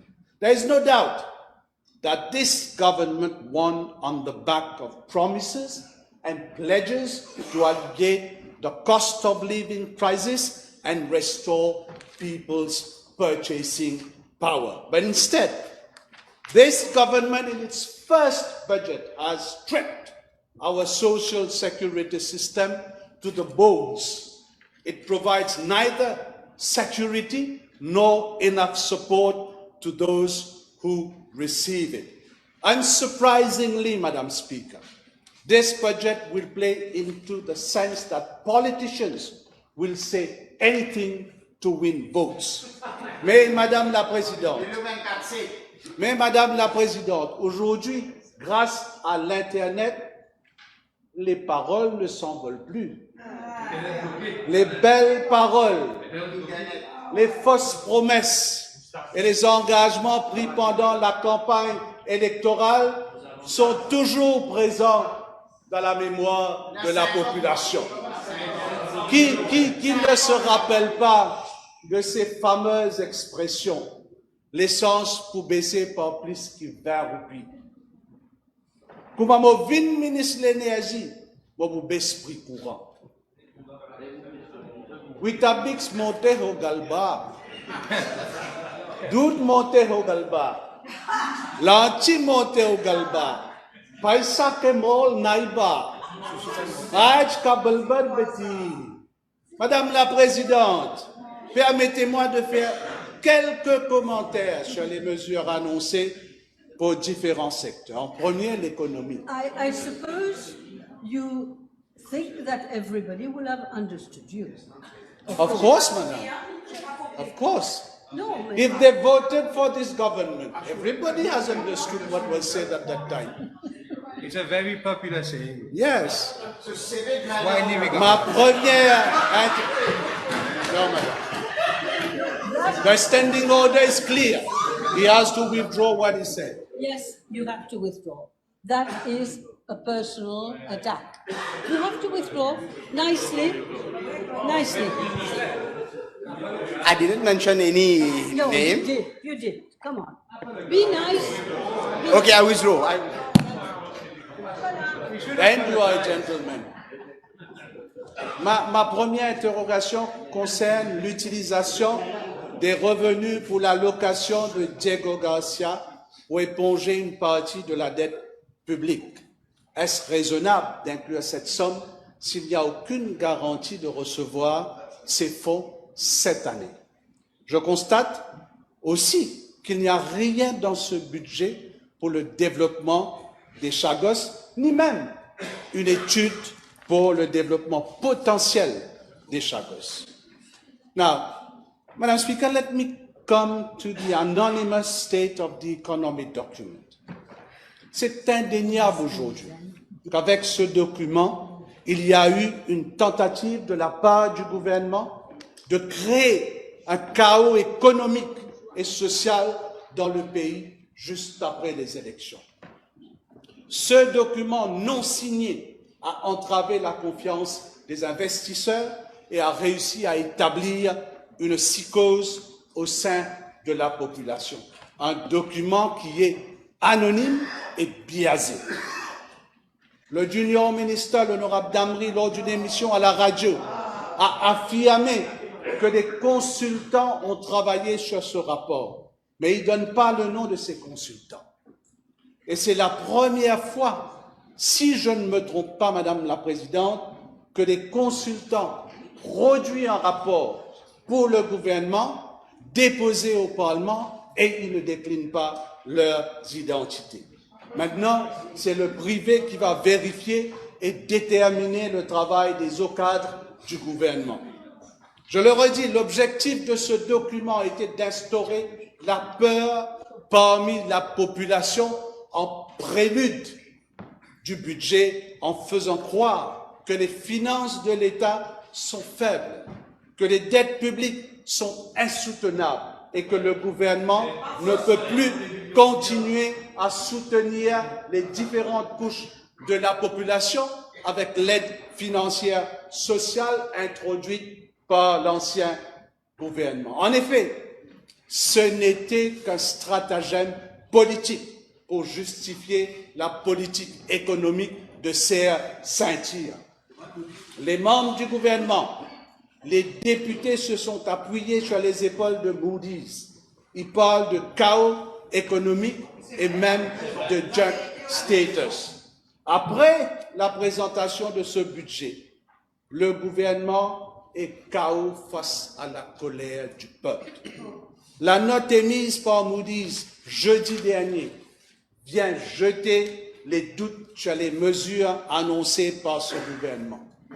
Ils veulent plaire en imposant des taxes exorbitantes, en réduisant les allocations sociales, mais ces mêmes instances vous disent que vos mesures vont appauvrir la population. It is a fact, Madam Speaker, that some key economic indicators, as published by this government itself, show that our economy was resilient and robust in 2024. For example, the gross official international reserves of the country stood at 8.5 billion USD as at end December 2024, against 7.3 billion USD a year earlier.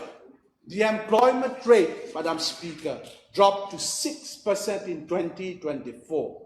Total investment in the country has increased by 8.3%, and Mauritius attracted 33 billion rupees in FDI in 2024, and tourism arrivals have been surpassed pre-COVID figures in 2024 to reach 1.38 million. In addition, Madam Speaker, another report, the IMF in its Article 4 report in 2024 has lauded Mauritius for its income inequality reduction philosophy. The IMF has commended Mauritius for fostering inclusive growth by protecting households impacted by the rising cost of living since 2022, broadening social benefits to the most vulnerable and fostering entrepreneurship. Madam Speaker, the World Bank Country Outlook on Mauritius, published in 2025, stated that our economy has proven resilient to other global economic shocks, including those stemming from the war in Ukraine, which have affected revenues from tourism arrivals. Madam Speaker, with regard now to public debt, in November 2024, when this government took over from us, total public sector debt was at 546 billion rupees. This public sector debt has spiked to 642 billion rupees, an increase of 96 billion rupees in the last 7 months. The government has contracted loans for 96 billion rupees during the first 7 months, Madam Speaker. Is this what we call fiscal discipline and fiscal responsibility? Now, with regard to GDP projections, we were all taken aback to witness the downsizing of the growth in the last 6 months of the financial year 2024-2025. That is from January 2025 to June 2025 under this new government. It is evidently clear, Madam Speaker, that the government has been dormant in the first 7 months of its mandate, or purposely, let me put it this way, purposely doing so to retard the growth process by hindering strategic institutional functions like the EDB, the FSC, and the NSLD, to name a few, Madam Speaker. Je vais maintenant aborder l'une des mesures les plus controversables de ce quart de siècle dans ce budget, la pension de vieillesse gouvernementale pour ceux âgés de 60 à 65 ans. Madame la Présidente, 2 comités seront mis sur pied pour revoir la pension, cela a été dit. Une annonce qui intervient seulement 11 jours après le premier budget de ce gouvernement. C'est ça le changement. Annoncer des mesures et ensuite mettre des comités ministériels pour revoir si la mesure peut être applicable ou pas.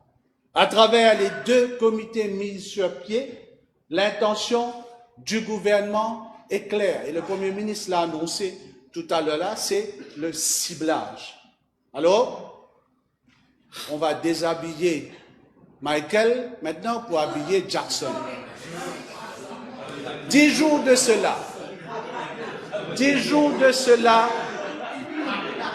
le Premier ministre, lors d'un interview, il trouvait le ciblage comme une injustice.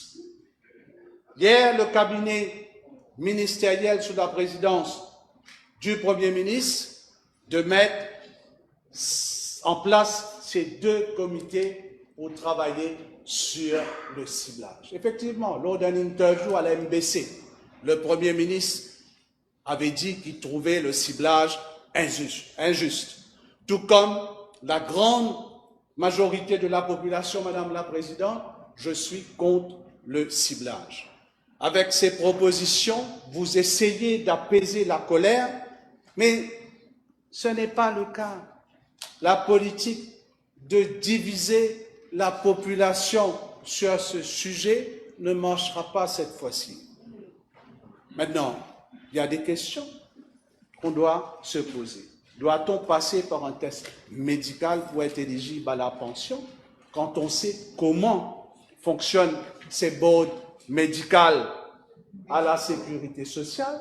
Et je m'adresse aux membres de cette auguste assemblée pour qu'elle figure pour gagner pension, si ou agent tel parti politique les là pour gagner pension, la suppression de la pension de vieillesse gouvernementale pour ceux âgés de 60 à 65 ans est une des mesures des plus injustes envers nos travailleurs et les femmes au foyer.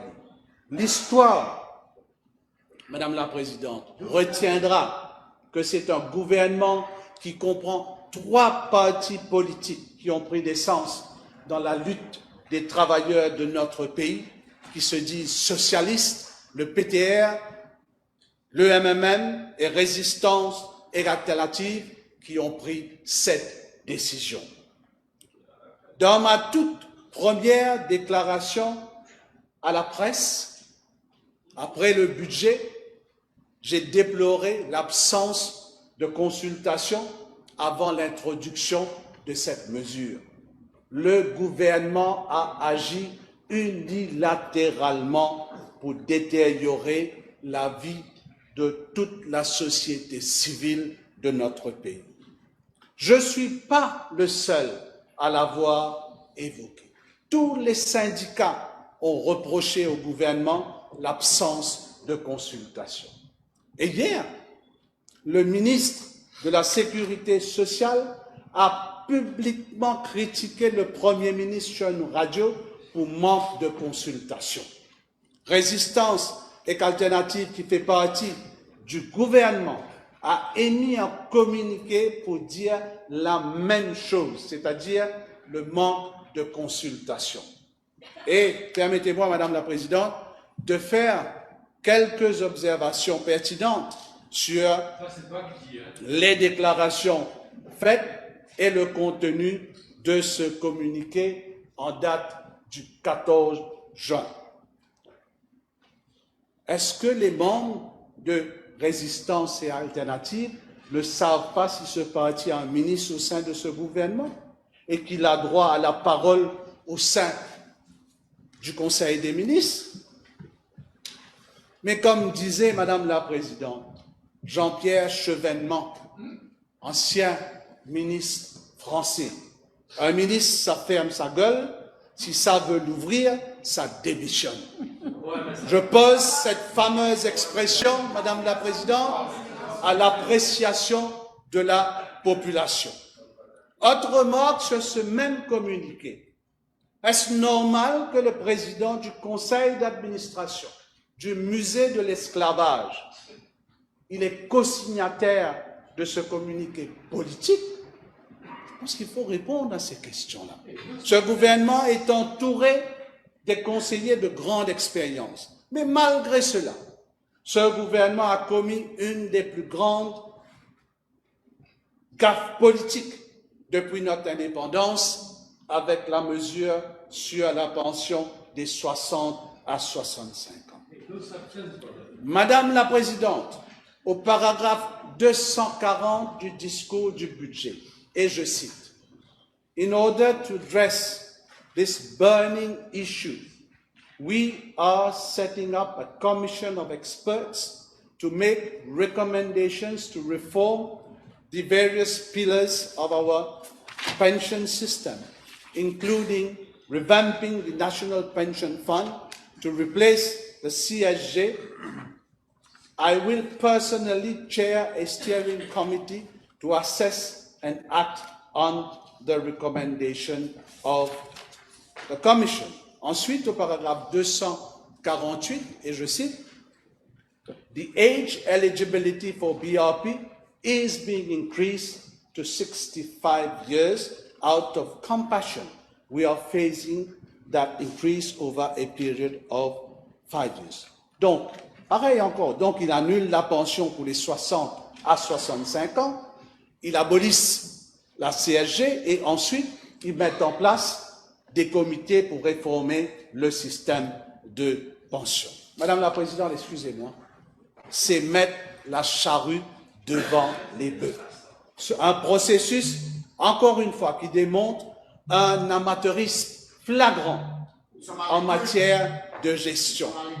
Pas de consultation, ni aucune étude sur l'effet de cette mesure sur la population.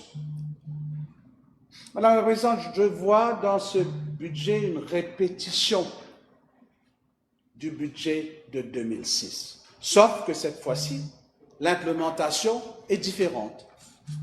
Et là, permettez-moi de remercier et saluer le courage des syndicalistes qui, à l'époque, là je parle de 2006, s'étaient unanimement soulevés contre cette mesure.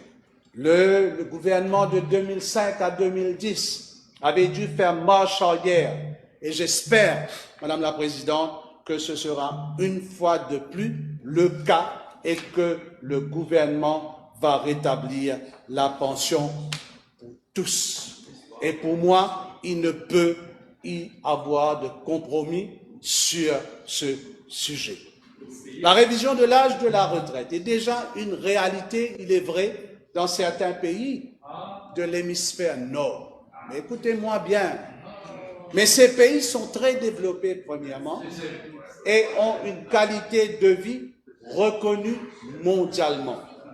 Et ces pays ont une espérance de vie plus élevée que chez nous. Dans la plupart, Madame la Présidente, dans la plupart des secteurs d'activité à Maurice, la semaine de travail est de 45 heures, alors qu'en Europe, elle est de 40 heures ou moins de 40 heures par semaine.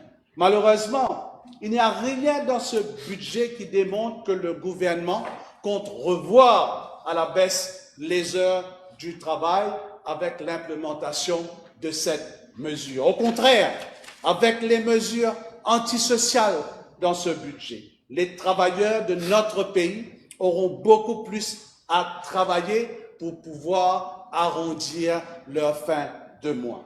Imaginez les effets de leurs activités sur leur santé. 20% de notre population est diabétique. 30% de notre population souffre d'hypertension. Les personnes âgées sont les plus touchées.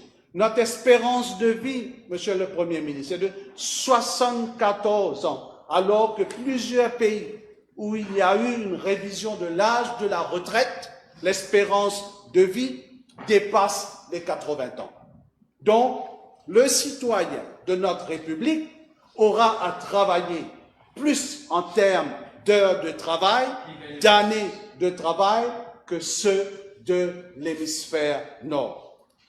Il aura à cotiser plus puisqu'il devra le faire jusqu'à l'âge de 65 ans et pour peut-être profiter de sa pension que pour quelques années. Et peut-être certains parmi eux ne toucheront même pas cette pension, Madame la Présidente. And I put the question, is it fair? The answer is no, Madam Speaker. Madame la Présidente, ce pays qualifié comme un overcrowded barracoon dans les années 70 par l'écrivain V.S. Naipaul est aujourd'hui un pays classé régulièrement en première position sur le continent dans plusieurs secteurs, et cela grâce au sacrifice de ces Mauriciennes et Mauriciens qui ont travaillé dur au fil des années. Je vais maintenant, Madame la Présidente, aborder une autre mesure qui va affecter toute la population et qui se trouve au paragraphe 17b de l'annexe du budget.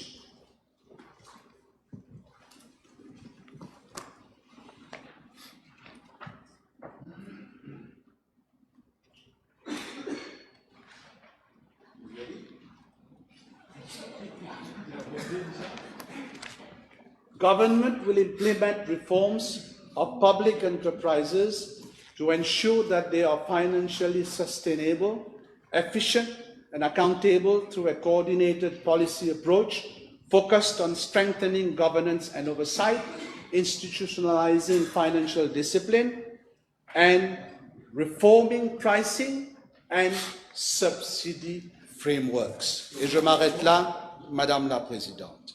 Il n'y a aucun problème que le gouvernement compte réformer certains secteurs. Par contre, sous ce même item, les mots qui doivent interpeller la population sont reforming pricing and subsidy frameworks. Madame la Présidente, en 2006, le gouvernement d'alors avait préconisé l'abolition des subsides sur le riz et la farine.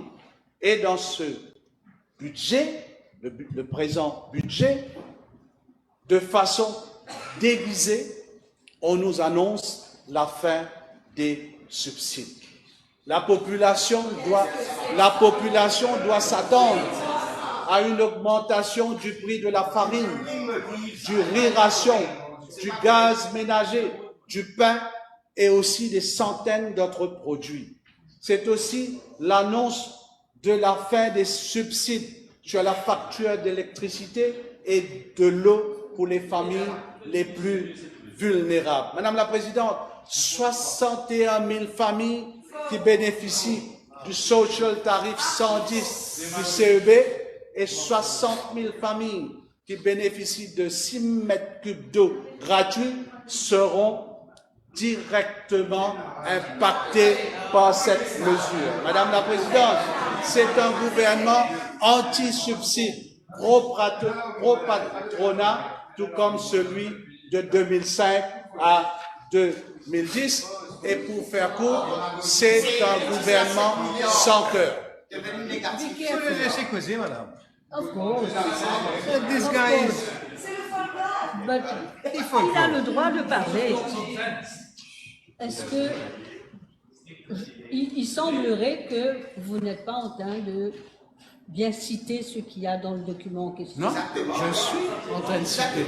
You will reply. You will There will reply. be 64 people to rebut him. Let him speak. 64 persons. I can't speak from sitting down. I will not accept that Honorable Duval all the time tells me how to do my job.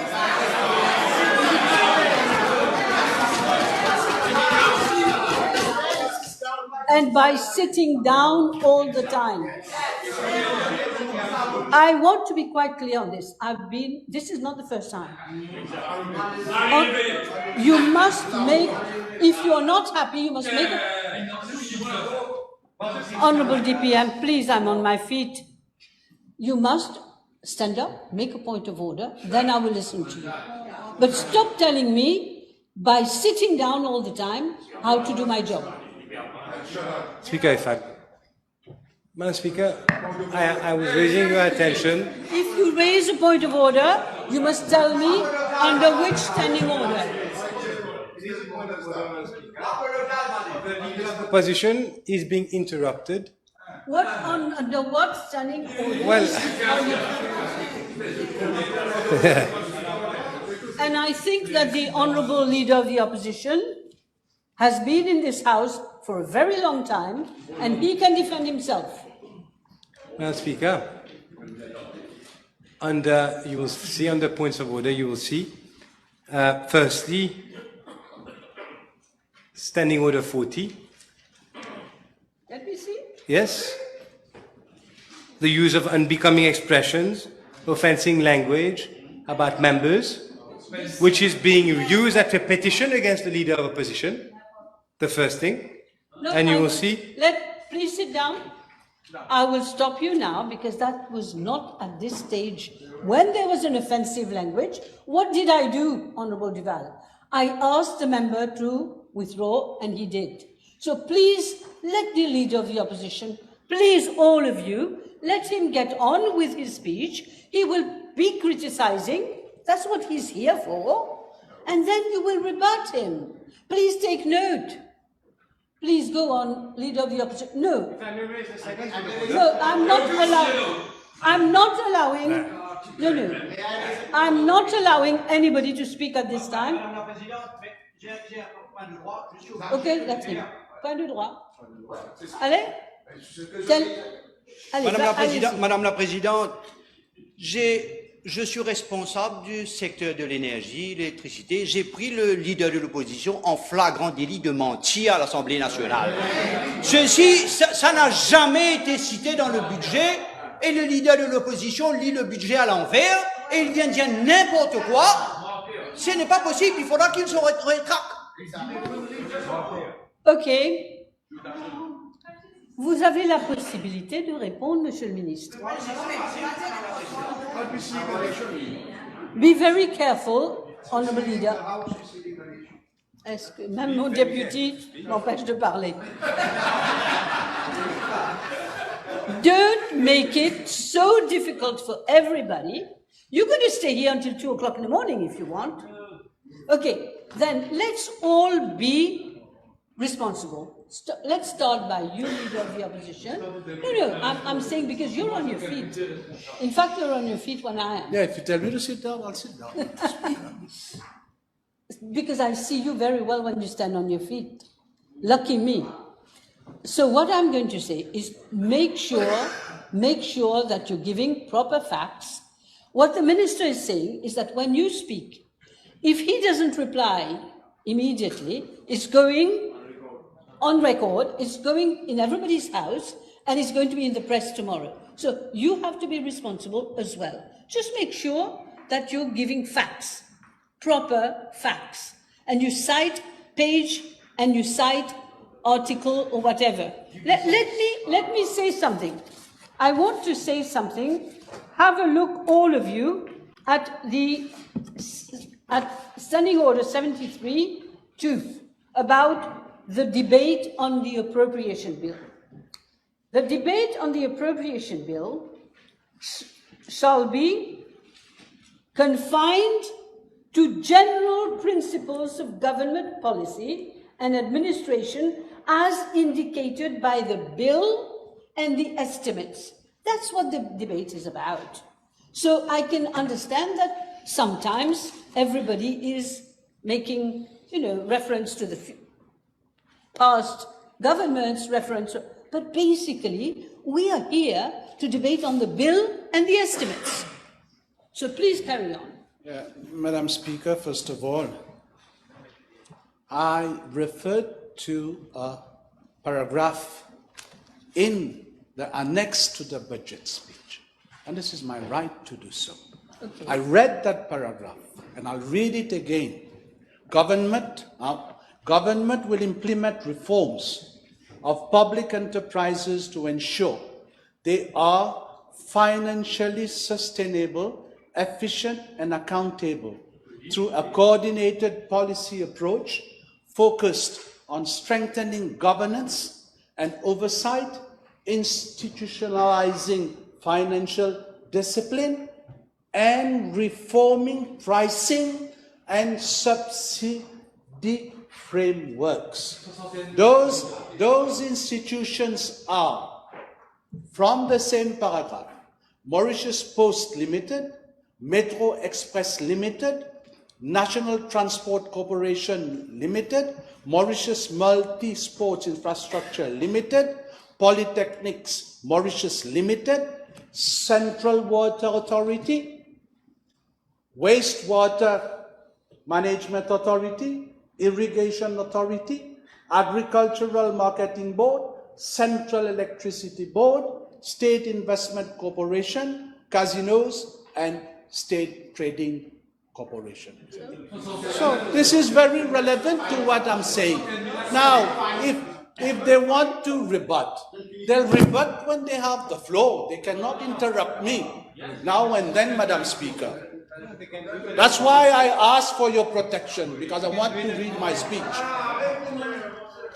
A little bit again. Pour faire court, je le redis, Madame la Présidente, c'est un gouvernement sans cœur. Sans cœur pour les plus vulnérables, sans cœur pour les commerçants ayant des revenus de plus de 3 millions de roupies, mais bon cœur pour ceux ayant des revenus de plus de 24 millions de roupies. Madame la Présidente, nous avons célébré cette année les 50 ans de mai 75, quand des milliers de jeunes de ce pays s'étaient dressés contre un gouvernement abusif pour avoir l'éducation gratuite. J'ai fait partie de cette génération et ce 20 mai, j'étais parmi ceux qui étaient sur le pont de la Grande Rivière Nord-Ouest face aux soldats de la SSU. Certains, cette année-ci, ont marqué cet événement, mais je note que les célébrations étaient timides car le gouvernement d'alors était travailliste et les manifestants étaient pour la plupart des militants. Nous avons grandement amélioré l'éducation gratuite avec l'éducation tertiaire en 2019 et pour finalement rendre l'éducation pré-primaire gratuite en 2024. Et ainsi rendre tout le cycle éducationnel gratuit. 50 ans après mai 75, ce gouvernement vient briser le rêve des milliers de jeunes Mauriciennes et Mauriciens en les obligeant désormais, c'est-à-dire je fais référence aux part-timers, à payer la totalité des frais de leurs études tertiaires. Un crime, Madame la Présidente. Et l'explication du Junior Minister of Finance démontre l'arrogance de ce gouvernement. Sur une radio privée où j'y étais moi aussi invité. Voilà ce qu'il avait dit pour soutenir cette mesure. Pour lui, ces personnes travaillent déjà, ils peuvent payer alors qu'ils payent. Et oula, quelle arrogance, Madame la Présidente. Il n'y a rien de plus noble qu'une personne qui travaille à plein temps et va suivre des cours après les heures de travail. Est-ce qu'il sait que beaucoup de ces part-timers sont des mères et pères de famille qui maintenant doivent faire beaucoup plus d'efforts? Imaginez-vous un instant que ces personnes touchent le salaire minimum. Savez-vous combien ça coûte un semestre? Non seulement ces jeunes doivent s'endetter pour aujourd'hui l'obtention d'un open terre, la construction d'une maison qui va coûter plus cher ou l'achat d'un véhicule qui va coûter plus cher, ça aussi. Et maintenant, pour obtenir un diplôme, ils doivent aussi s'endetter alors que c'était gratuit. On connaît déjà le résultat. Beaucoup parmi eux vont abandonner. Il y a aussi, Madame la Présidente, les autres mesures qui vont grandement affecter nos enfants. L'arrêt du Free Pre-Primary Education Scheme, l'arrêt du Comprehensive Grant Formula, le retrait des subsides, ça je trouve ça bête, accordés aux repeaters de la SI et HSI qui seront maintenant que pour les familles tombant sous le SRM. L'abolition de l'allocation de 20 000 roupies à ceux atteignant l'âge de 18 ans. Madame la Présidente, ce gouvernement ose parler d'empathie et de compassion dans ce budget. Où se trouve la compassion dans ce budget? Une à une, vous êtes en train d'enlever les pierres qui constituent la fondation même de l'État-providence. Vous avez promis de soulager ce peuple et aujourd'hui vous êtes en train de faire absolument le contraire. Quand on parle du pouvoir d'achat avec ce gouvernement, il évoque que la caisse est vide. Une des plus grandes promesses faites à la population était la baisse du prix du carburant après les élections par au moins 30 roupies, avait dit le Premier ministre. 20? Allez, 20 roupies. Quand j'ai évoqué la baisse des prix du carburant à travers une PNQ, le ministre de tutelle avait mis en avant la situation financière de la STC et la situation du Price Stabilization Account. Mais comparativement aux 5 dernières années, le prix du pétrole sur le marché mondial a drastiquement baissé ces derniers mois. Et maintenant, vous allez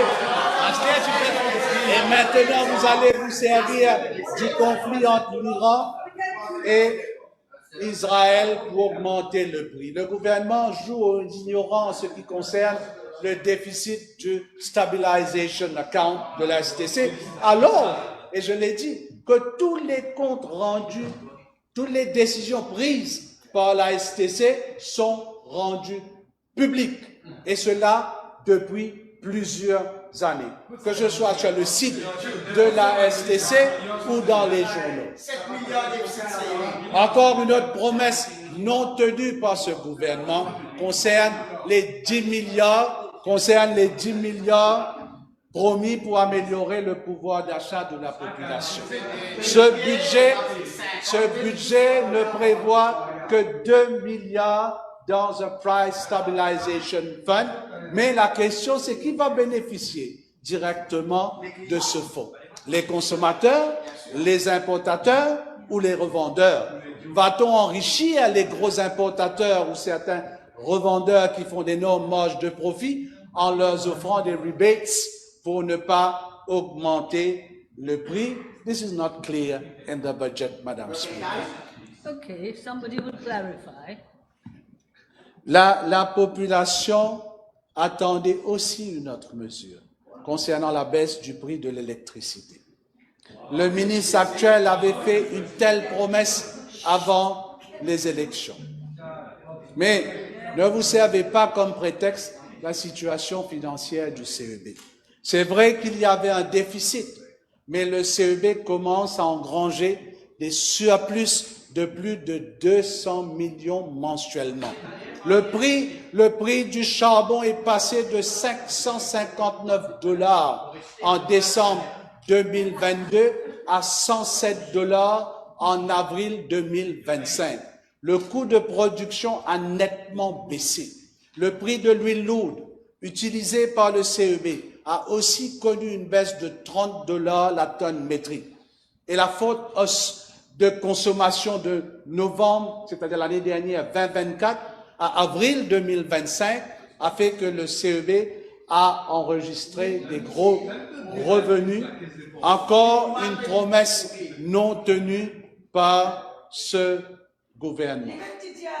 J'aborde le sujet de l'énergie parce que c'est un budget décevant sur cet aspect.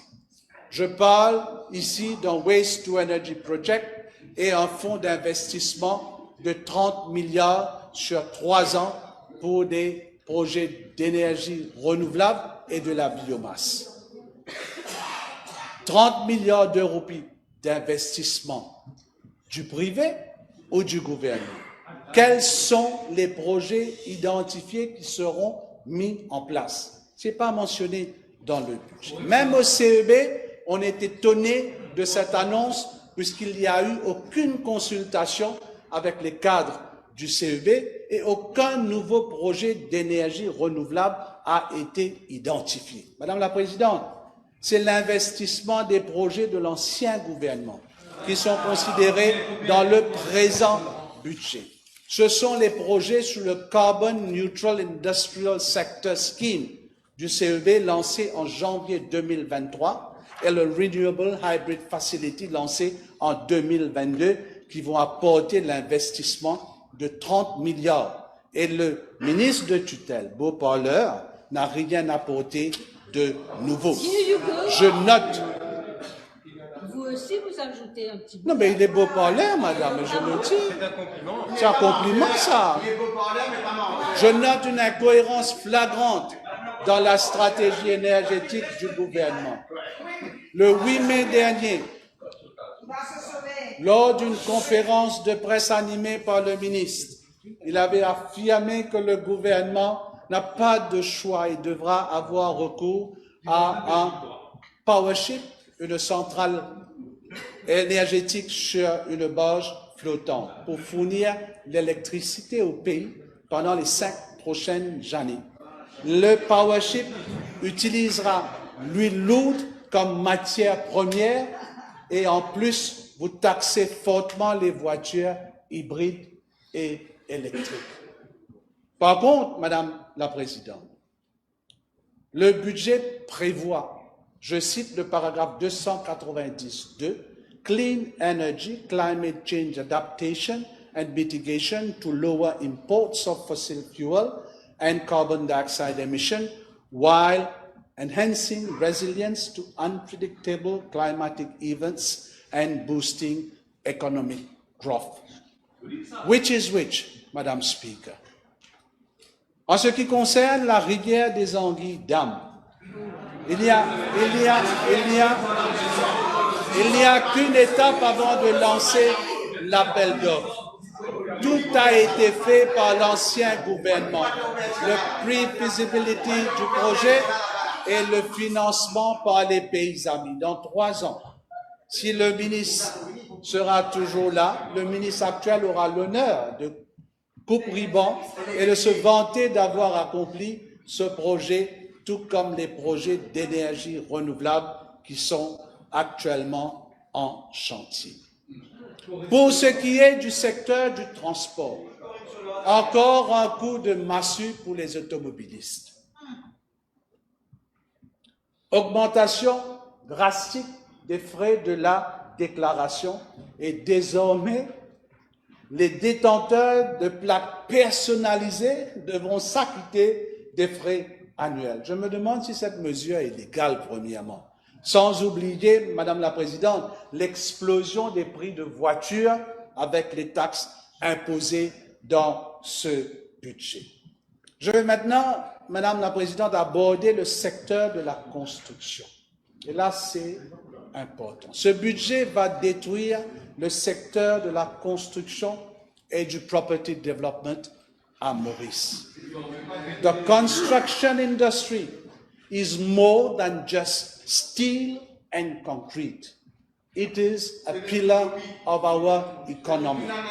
It sustains thousands of professionals, architects, engineers, notaries, and supports skilled tradespeople, electricians, bricklayers, plumbers, carpenters. It drives entire industries from material suppliers and logistics firms to furniture maker and real estate brokers. C'est connu que quand le secteur de la construction affiche bonne mine, cela a une répercussion positive sur l'ensemble de l'économie. L'ancien gouvernement avait vu juste en investissant massivement dans ce secteur et d'en faire un pôle de croissance. Le pays a connu un développement infrastructurel sans précédent en 5 ans, avec une quarantaine de projets routiers majeurs, plus de 600 projets de drains, environ 4000 logements sociaux, un terminal moderne, le Victoria Urban Terminal, et le métro qui relie désormais nos 5 villes. Et tout d'un coup, ce secteur est à l'arrêt total avec l'avènement de ce nouveau gouvernement. Not only is this budget suffocating the foreign-driven residential market, it does not support the domestic one. The popular home ownership scheme, which refunded up 5% of the purchase of price for locals, have been scrapped. This was a lifeline, particularly for young Mauritians hoping to buy their first home. Its removal, Madam Speaker, will be deeply felt. Madam Speaker, only 2 major infrastructure projects have been announced, and both scheduled for year 3 of a 5-year plan. That is the M4 and the phase 2 of the Ring Road. The flagship of 12,000 social housing unit program is being discontinued, replaced with a meager 1,050 units to be constructed over a period of 5 years. Even the Metro Express extension has been put on hold. Madam Speaker, let me remind this House that smart cities have been a key engine of our national development. They've attracted FDI, created thousands of jobs, and served as beacons of innovation and sustainable urbanization. Withdrawing this framework overnight without a viable alternative sends the worst possible message to investors that Mauritius is no longer a reliable, stable, or predictable place to invest. Project risk being abundant, and the thousands of Mauritians whose livelihoods depend on this sector risk job losses. Madame la Présidente, 2 termes qui sont revenus souvent dans le budget sont l'intelligence artificielle et le digital. Encore une fois, je ne comprends pas comment ce gouvernement peut foncer tête baissée dans cette voie. sans les consultations nécessaires et sans suivre la procédure qu'il faut. We are still learning about AI. And it may be very dangerous for our society. L'intelligence artificielle va affecter tout le monde et les effets sont déjà présents. Je vais vous citer George Hinton, le parrain de l'intelligence artificielle, et il dit « Désormais, les perspectives d'avenir de l'IA sont plutôt plus effrayantes pour les humains. Pour le moment, elles ne sont pas plus intelligentes que nous, pour ce que j'en sais, mais je pense qu'elles pourront bientôt l'être. Ils redoutent que les gens normaux ne puissent plus distinguer le vrai du faux. Et les craintes portent sur la création massive de vidéos, de photos et d'articles fallacieux sur l'Internet. Ces arguments, Madame la Présidente, nous concernent directement. L'utilisation de l'IA pour la diffusion des fausses informations et l'effet de l'intelligence artificielle sur le monde de l'emploi pourrait être catastrophique dans une décennie. Je ne suis pas contre l'introduction de l'IA dans le secteur éducatif et dans le secteur public. Cela pourrait diminuer la lenteur administrative. Mais rien n'est dit dans ce budget sur une législation et la mise en place d'une autorité pour l'utilisation de l'intelligence artificielle. Il est temps de faire une étude sur l'impact de l'intelligence artificielle sur les différents secteurs de l'économie afin de protéger l'emploi et nous devons éviter que l'intelligence artificielle affecte notre population négativement. Madame la Présidente, avec toutes les mesures antisociales que contient ce budget et surtout les injustices sociales qu'il va provoquer, je crains que nous nous dirigeons vers une crise sociale sans précédent. Déjà, la situation du law and order devient problématique dans le pays. Une force policière démotivée et en manque d'effectifs, malheureusement, il ne se passe pas une journée dans notre pays sans qu'on apprenne qu'un nouveau crime a été commis. Presque tous les matins, les réseaux sociaux sont inondés par des cas liés à la détérioration de la situation. Coups de sabre, kidnapping, braquage, des attaques en plein jour, vol, viol, agression et encore des cadavres et des meurtres. Concernant Rodrigue, Madame la Présidente, il y a une mesure que je trouve qui va grandement affecter directement les Rodriguais, mais aussi le secteur touristique à Rodrigue. Et j'espère que les représentants de Rodrigue vont faire part de leur désapprobation à l'égard de cette mesure. C'est le prix du billet d'avion sur Rodrigue. Voulez-vous? Point of order. Yes. Madam Speaker, I refer to paragraph 42, sub 1. We are not meant to be abused, listen to lies, and go away from relevancy of the debate. Order 42, 1. One moment. Let me find 42. The standing order, 42, sub 1, Madam Speaker. One moment. 42, sub 1. Sub 1. Debate upon any motion, bill or amendment, shall be relevant to such motion.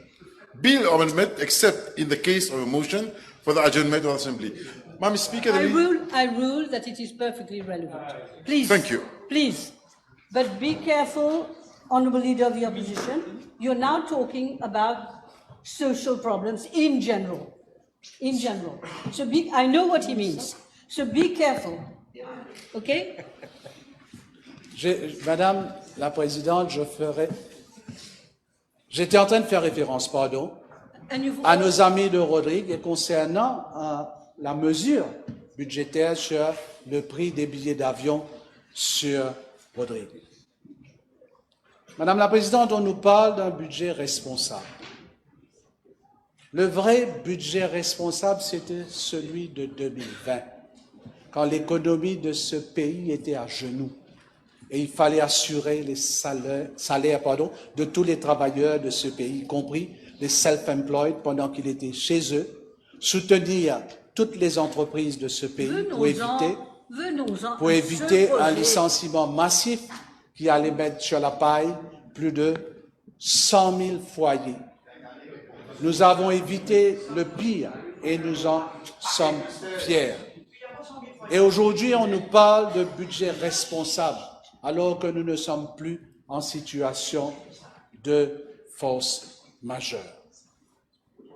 Vous avez trahi ce peuple.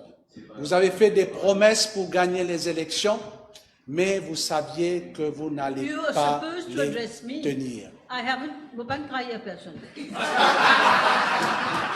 Address me. Dude, be careful. You're talking to me. Yeah, but I need to address you when I make my speech. But then you can't say You want me- Don't be Yeah, you meaning the government, Madam No, it doesn't Speaker. mean I'm that. referring to them, not to you. Members, Honourable Leader, I'm so sorry. I'm not going to stop you talking. I'm just saying, more or less, even including the interruptions, I've allowed you already 1 hour. Can we have an idea of how long you're going to be? I'm almost finishing. All right, all right. Members, please, carry on. You were on Rodriguez. Yeah, You I'm were done on with promises. Rodriguez. You were on promises. I'm done with Rodriguez. What I was saying was, vous avez trahi ce peuple. Vous, meaning le gouvernement. Vous avez fait des promesses pour gagner les élections, mais vous saviez que vous n'alliez pas les tenir. Voilà vos réalisations depuis votre arrivée au pouvoir. Vous avez fait fuir les investisseurs. Vous avez augmenté la dette publique de 96 milliards de roupies. Aujourd'hui, vous démantelez l'État-providence et vous avez réduit considérablement le pouvoir d'achat des Mauriciens sous prétexte qu'il faut sauver notre économie. Il y a quelques années, un membre de cette auguste assemblée, un membre qui est très respecté, avait affirmé aux membres du gouvernement d'alors qu'ils devront porter des gilets bas-rosses.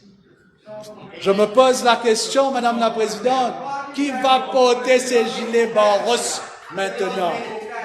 Cette mince opposition ou cette majorité de 64 membres? Votre grande victoire de 60-0 est peut-être votre plus grande faiblesse. Quand tout est permis ici, mais tout n'est pas permis, comme aime dire à l'honorable Arvin Boulel, out there. Le peuple est en colère contre ce gouvernement. C'est fort probablement le dernier mandat pour plusieurs membres de cette Assemblée. Nous avons tous connu des moments de gloire, de défaite et des moments compliqués au sein des gouvernements. Mais à la fin de ce mandat, nous allons raccrocher et ce sera à vous.